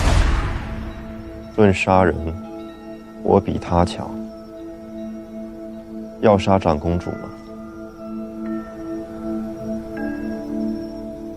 毕竟是婉儿的母亲。要杀吗？长公主是权势重过生死，把她扳倒，赶出京都，会让她比死更痛苦。这我不会，我自己来。随你。说，闯后宫偷钥匙的计划也要缓缓，得找个更好的时机。你来定。说，你知道吗？监察院那个影子，武功很高。知道。他是大宗师吗？9品上。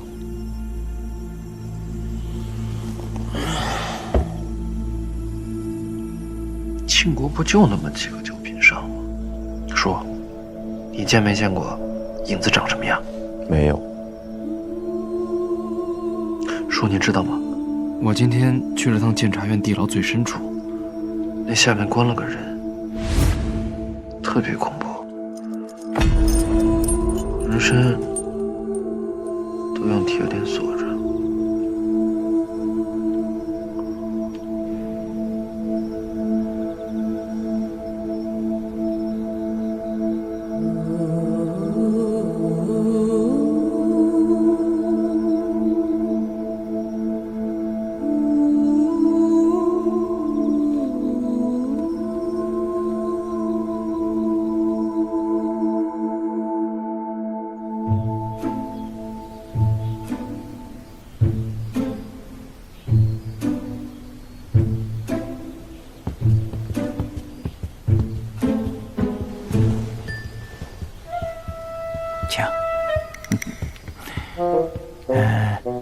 大人是副使，坐这儿。好。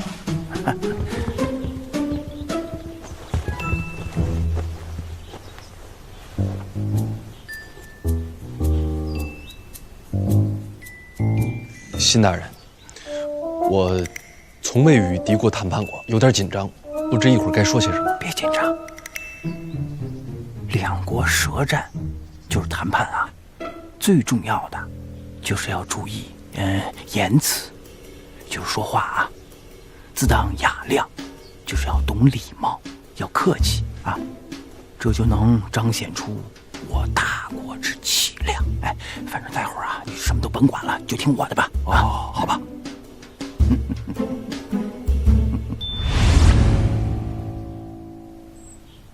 我兄师所占1州之地，绝不可能还你们。那是我国疆土，你国疆土，你国疆土，想要回去，派兵来打呀！要不这么着，我先宣布一下谈判暂停，等两国打完了以后再继续谈，你干不干？你粗鄙！尔等的嘴脸我早就看出来了。说的可是真的？那当然了，听我细细道来。来，张兄，这边请，到我府上详谈。这家酒馆的招牌菜特别有名，我来过。小二啊，哎，来了！小二啊，来，给我换个曲子啊！好嘞，好。范大人，这个午后呢，咱们还得接着谈啊，所以呢就不饮酒了。哎，这曲子对了，最适合我等读书人。辛大人，刚才谈判是否过于张扬了些？就是强势。不是大国气象吗？哎呀，将士们出生入死，赢了，我们不强势，对不起这些兵啊。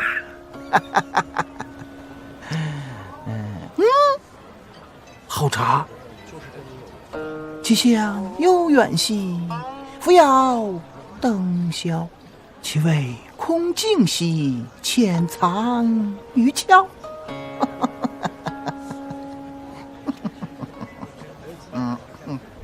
我大军所占1州之地，不可能还，而且你们还要赔付我大军开拔之资。这还怎么谈下去？本来也没什么好谈的嘛。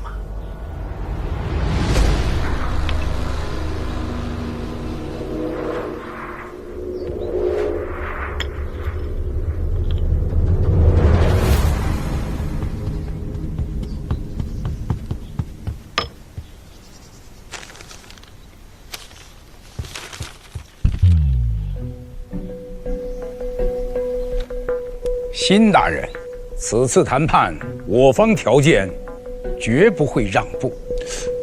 你是突然疯了吗？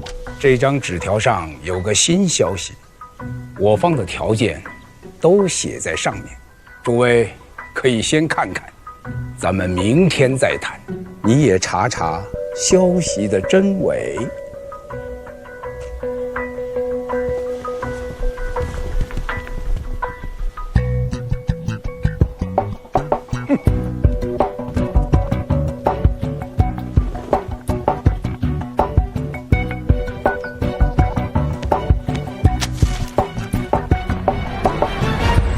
这下糟了！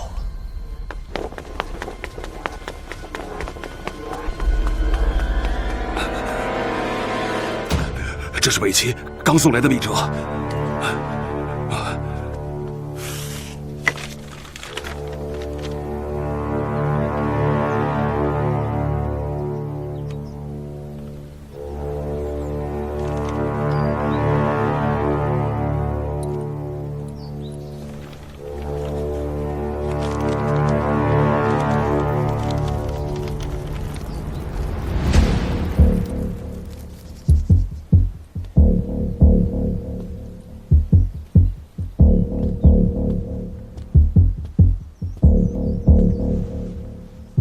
院长，您找我。有件事你必须要知道，冰云被抓了，北齐锦衣卫干的，沈仲亲自抓的人。人还活着吗？活着。北齐要当他做谈判的筹码，他们要什么？首先要拿回这1州之地，其次，要归还战俘，还要给他们北齐死去的兵丁发放抚恤。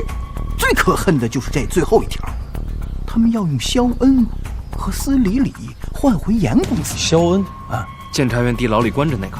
没错，那可是北齐的盖世魔头啊，曾经和陈萍萍齐名。那时候陈萍萍率黑旗千里奔袭，以双腿的代价才把他给抓回来。这样的人物要换回去。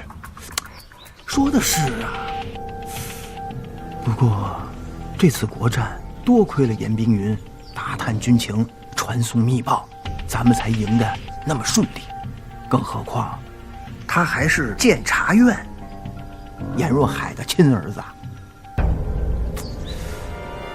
不还，打下的疆土不能还，打下的疆土不能还。其实他们真想要的是萧恩和司礼礼。萧恩不能放，此人归齐必将疯狂报复。作为倾国子民，我不能接受。不是放，是换。换冰云回来。我连夜北上，潜入北齐国都，设法救回犬子。此时北上救人比登天还难。作为一个父亲，我必须如此。换不换不是你来定的，学长，也不是我。此事只有一个人能定夺。侯公公在，马上让监察院放人。陛下。另外，告诉鸿胪寺，朕打下的江山一寸都不放，其他的条件都好谈。那个严冰云必须活着回来。领旨。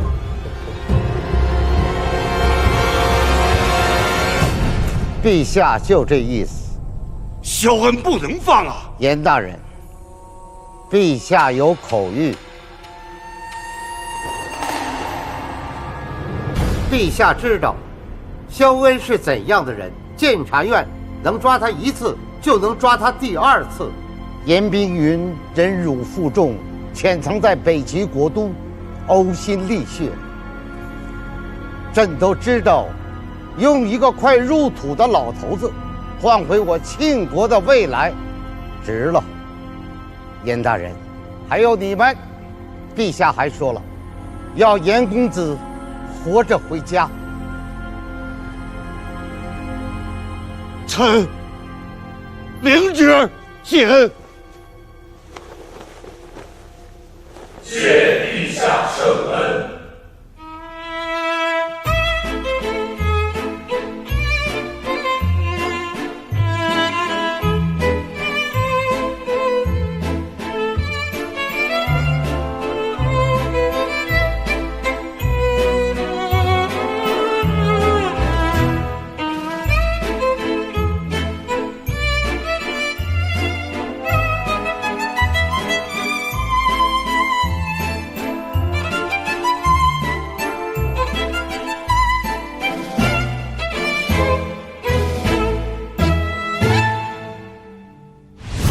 范闲，把提词腰牌给我。给我。范闲，我们会再见的。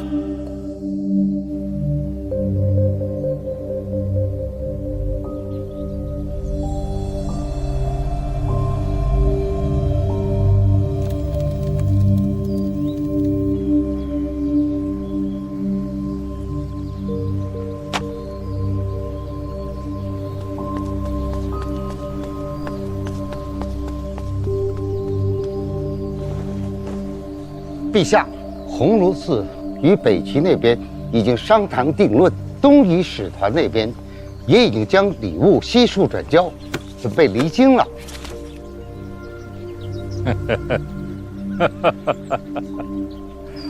虽有波折，鸿胪寺办事还算周密。传旨，明日启年殿设下夜宴，君臣同庆。是。但慢着，让北齐和东夷使团陪坐。快去！奴才明白，定会办好。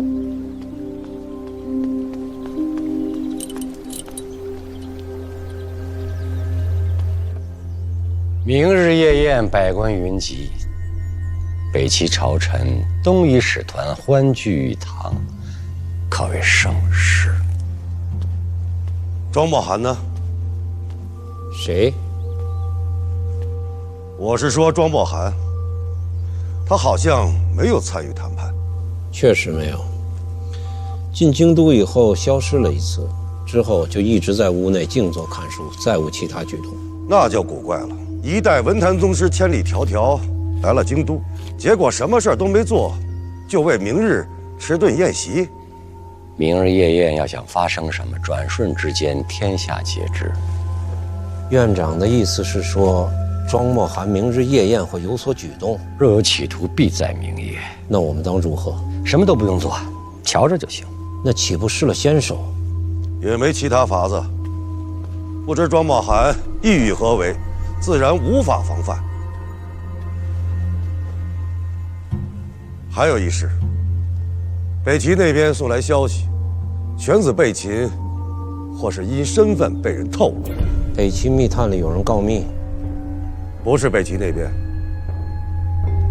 你的意思是说京都？是京都有人把他卖了。冰云潜伏北齐，此乃绝密，除了陛下以外，只有我们监察院的人知道。难不成是院里有人卖国？为什么不能？院长，属下以为当立即彻查此事。不必了，这是心腹大患呐！此事到此结束，不必再提。是。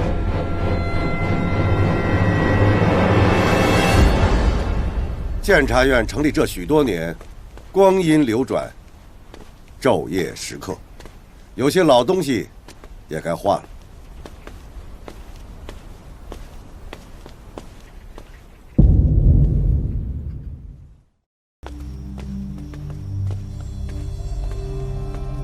爹，找我。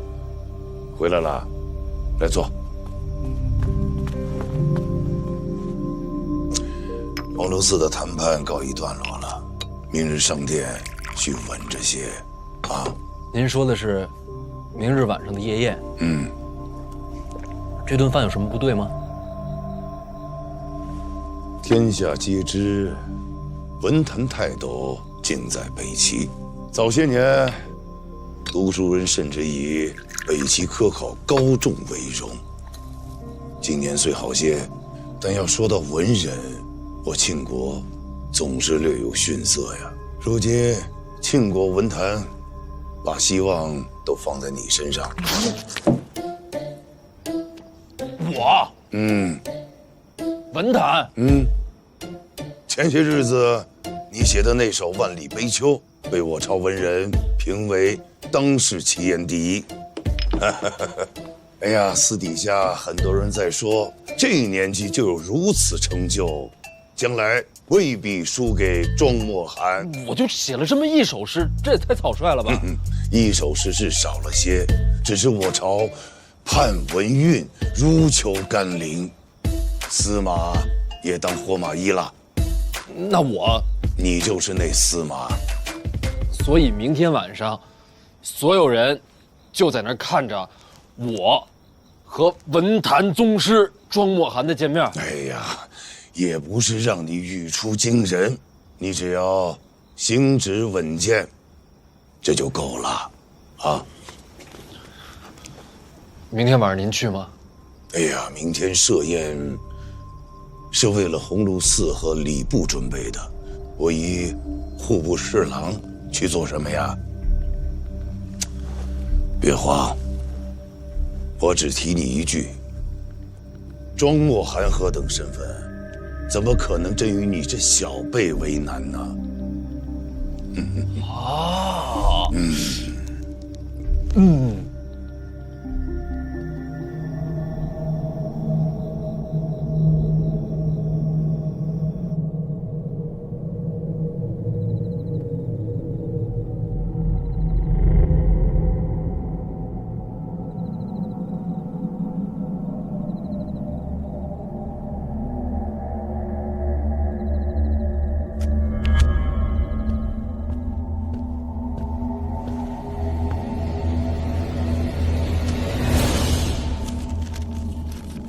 明日夜宴，范闲议之，烦请庄先生为此子声明。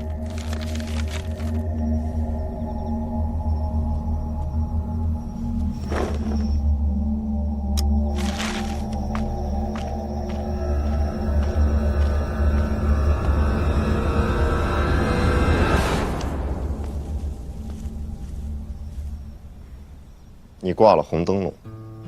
说，这么多年了，我就一直特别好奇，你到底是能不能看见？怎么我挂个灯笼你也知道，连什么色儿都知道？我很难解释。我能知道这一切，但不是靠看。心眼。我不知道该怎么说。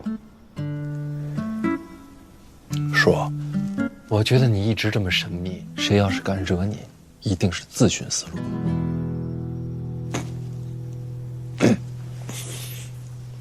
走走走。咱们话归正题。明日夜间，皇室在祈年殿设宴。祈年殿？跟王启年有什么关系？跟谁？王启年。说，我觉得你不只是神秘，怎么最近思维也这么跳跃了？思维？我觉得祈年殿跟王启年没什么关系。好吧，说正事儿啊。明日宴席主要是为了庆祝北齐一役尘埃落定，也算是件盛事。哦，你就不问问我为什么要找你过来？我不问，你就不说吗？你说的好有道理啊。好，明日宴席散后，咱们夜闯后宫。决定了。一场盛事过后，正是松懈之时。好，计划不变。我引开洪慈祥，你入太后寝宫，找到钥匙。还有最后一个问题，我不知道太后会把钥匙放在哪儿，所以翻找需要花些时间。她枕头下床板处有一处暗格，紧要东西都在里面。你怎么知道？小姐当年翻过。老娘为什么要翻太后的暗格啊？老太太寡居多年，看上去一本正经，不知道私底下会不会藏些情书。这是小姐当年原话。他就为了看点八卦，就去翻当朝太后的家底。虽然我不知道八卦是什么意思，但你说的没错。没人发现吗？是我替他把的风。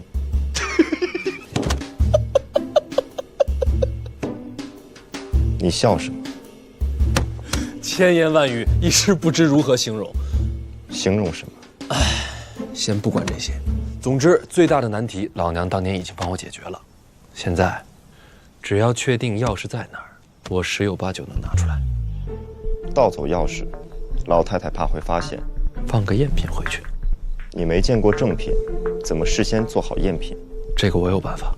好，明日夜里，在这儿等我。好像有人来了。我约的。你约了人？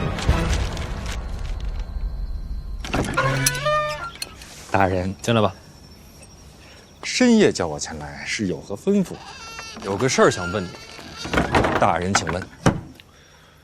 祈年殿跟你什么关系啊？应该没什么关系吧？那就对了。什么那就对了？没什么。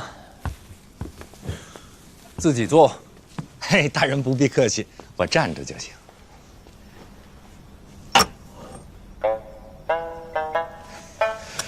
大人，我听说您在鸿胪寺威震北齐使团，为庆国立下了丰功伟业。明日我会参加夜宴。大人英姿勃发，败将入相，指日可待。这银子是给我的。是，谢大人。哎呀，大人，您下回再赏我呀，您赏我银票，银票好藏些。然后我要夜闯后宫。大人，您说什么？我说我要夜闯后宫，然后潜进太后的寝宫，偷一把钥匙出来。当然了，为了避免老太太发现，还要连夜做一把赝品放回去，大概就这么个计划。您这是开玩笑呢？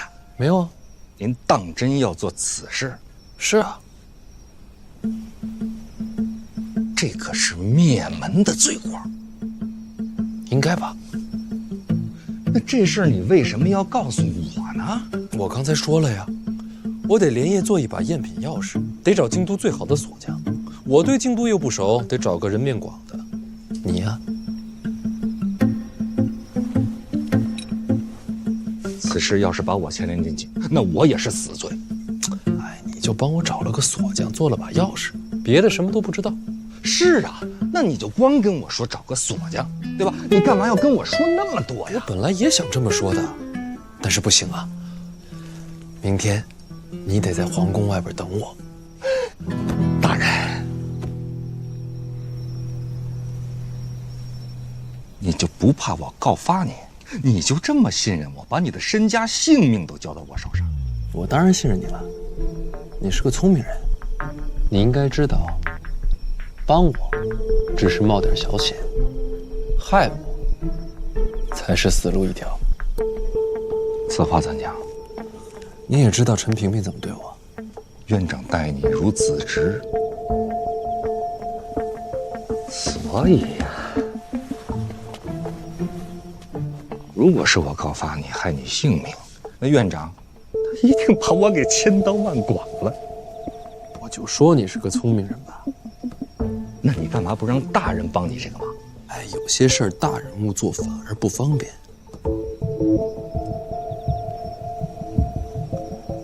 我还能说什么？随便你啊。我认识个好锁匠。好，让他明天晚上等我。好。从今往后，你每月俸禄再加10两。这可是抄家灭门的买卖，你就加10两，你不觉得他有点少？要，要。下回给银票。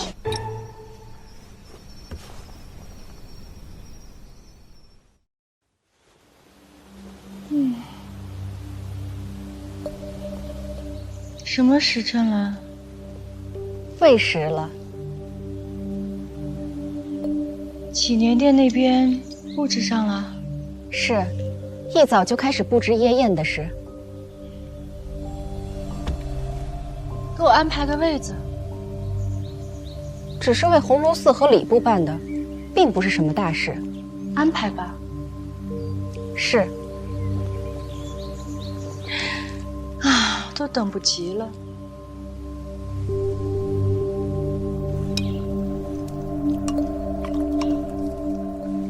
问过了，祈年殿夜宴有10左右可以入席。殿下，您如此这般吃喝，宴席上又怎能吃得下去啊？这样的宴席，就是喝酒唱赞歌，怎么可能吃得饱？也是，这样的酒席也是走走过场。殿下，您实在没必要特地去。范闲处死的差事办成了，我自然应该当面祝贺他一声啊。这范闲不是已经入了太子门下吗？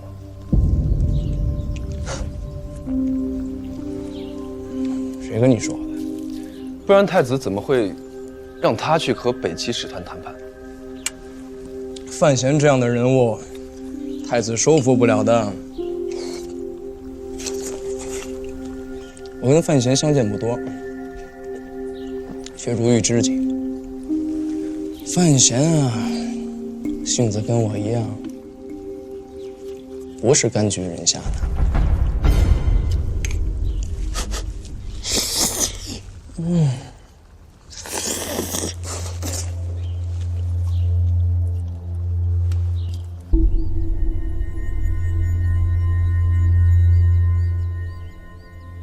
殿下立于此处多久了？也有半个时辰了。殿下怕衣服上了褶皱。什么时辰了？回殿下，已经有时了。摆驾祈年殿。是。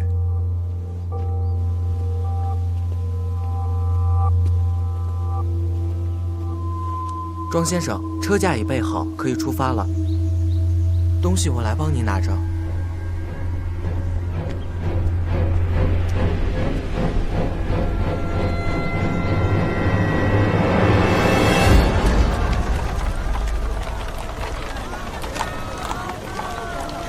大人，锁匠那边说好了。好，喝酒去。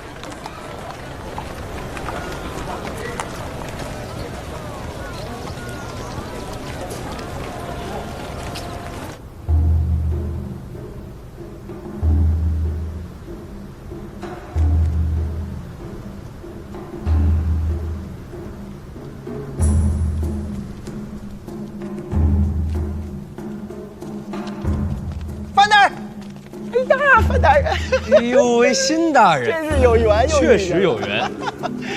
哎，范大人怎么不穿官服啊？哎呀，不就吃个饭吗？我又不是什么大官。哦，那好，那待会儿我得多敬您几杯啊。二位大人，循例盘问，若是有什么利器，可不能带入殿内。赴个宴还带什么利器呀？哎，范大人，你听，这个礼乐就是礼部准备的。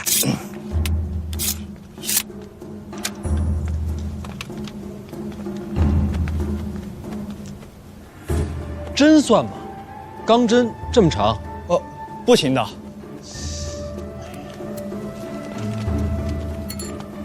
稍等啊。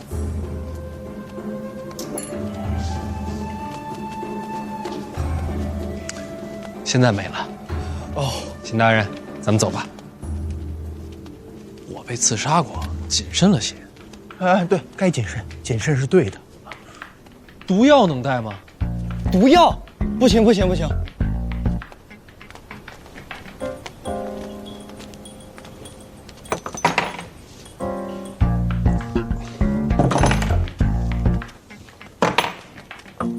范闲，哎呦，殿下，这是哪一出啊？哎，别碰，我自个儿调的毒药，宴席里不让带。真不愧是飞阶的徒弟，毒得死人吗？那当然。给我一包。不成。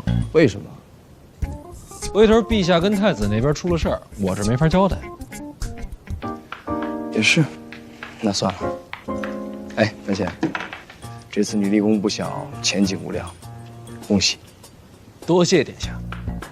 平时多走动，朝堂里我也能帮你一些。客气。参见二皇子。你是鸿胪寺的那个王辛啊，辛其物。辛其物。我记得你是太子门下的。都是朝臣，都是朝臣。以后在太子那儿待的不好了，就到我门下。啊，应该是没有了。这下确实没有了。哎，别乱碰啊！这里边好几个，我自个儿都不会解。辛大人，哎，想什么呢？你说这宴席二皇子干嘛来了？那自然是为了拉拢像辛大人这样的盖世奇才啊！哎呀，范大人又拿辛某说笑。那二皇子明明是拉拢您，他怎么会拉拢我呢？太子殿下，太子明鉴，辛其物对太子绝对是忠心耿耿，绝对不会改换门庭的。太子殿下，我作证，刚才二皇子确实有所拉拢，但是辛大人是忠贞不二，确实没答应啊。对。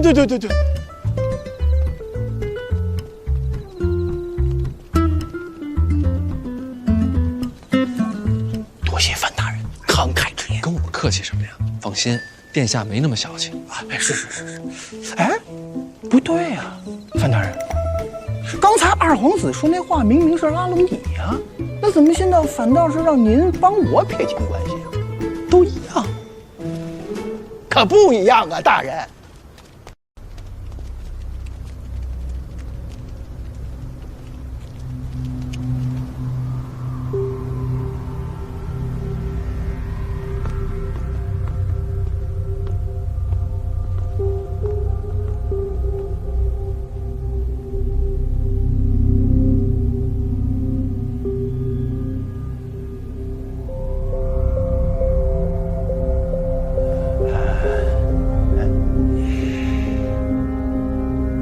公主也到了。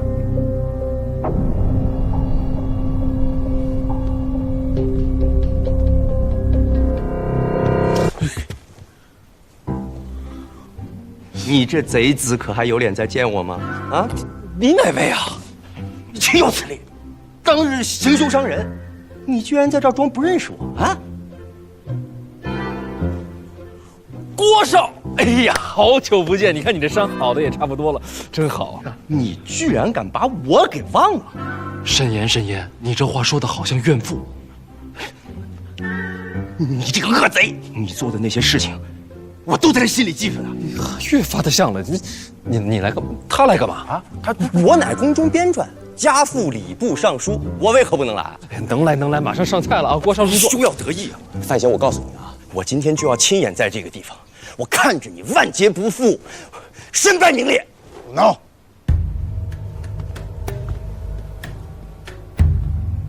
父亲，这是什么场合？回去坐着。是。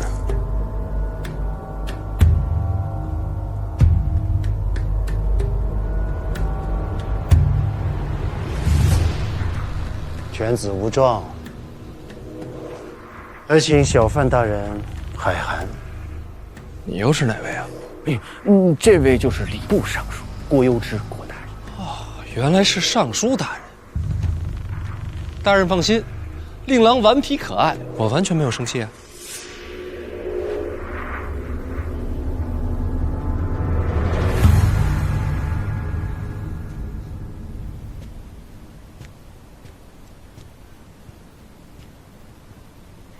来，别左顾右盼了啊！这边是咱们的座啊！来，这边，咱们这边，来，坐啊！走，哎，范大人，走，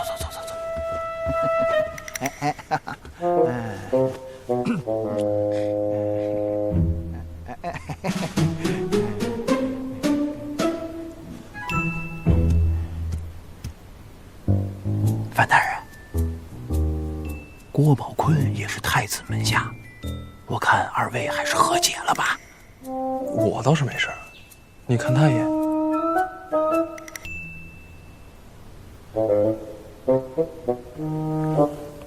慢慢就解开了啊。大人，你真把这打了？哎，这话怎么说的？在下自小熟读圣贤之书，一向克己复礼。怎会打人？那头几天在当街还杀了个北齐高手呢。这酒不错。是，不错。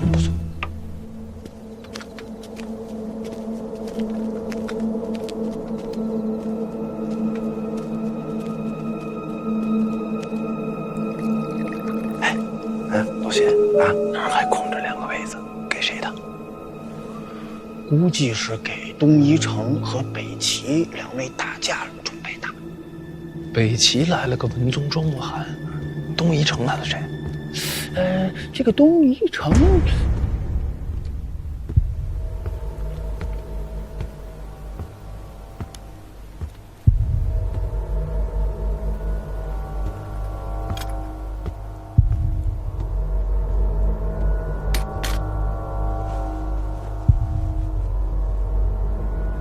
范大人，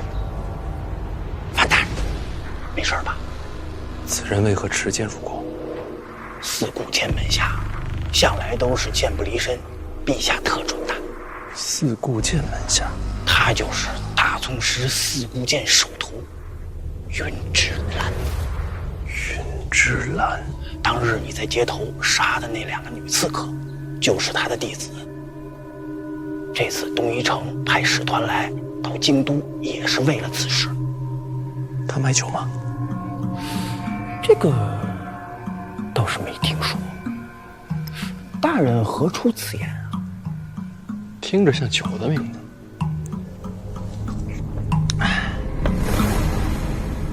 像吗？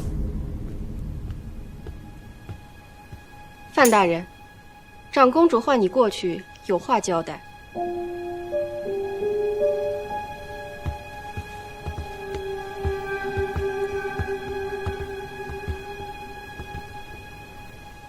凑近些。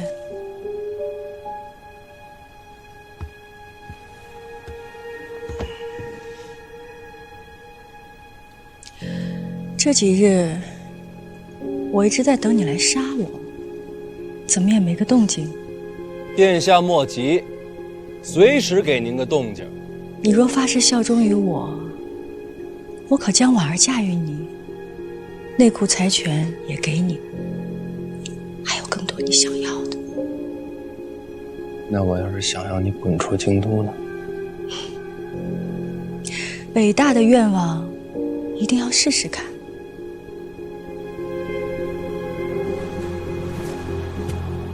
臣定不辜负公主期许。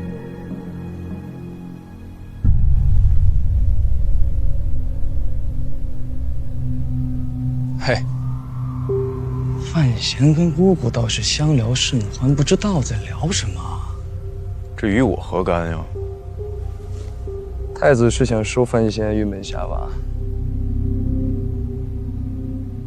不如咱们打个赌，看范闲到最后会投靠谁？赌什么？拿命吧！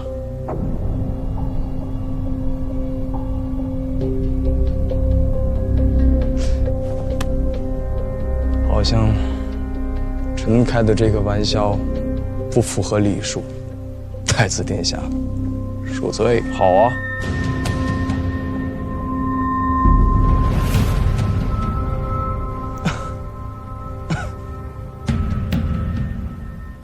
庄墨寒到了。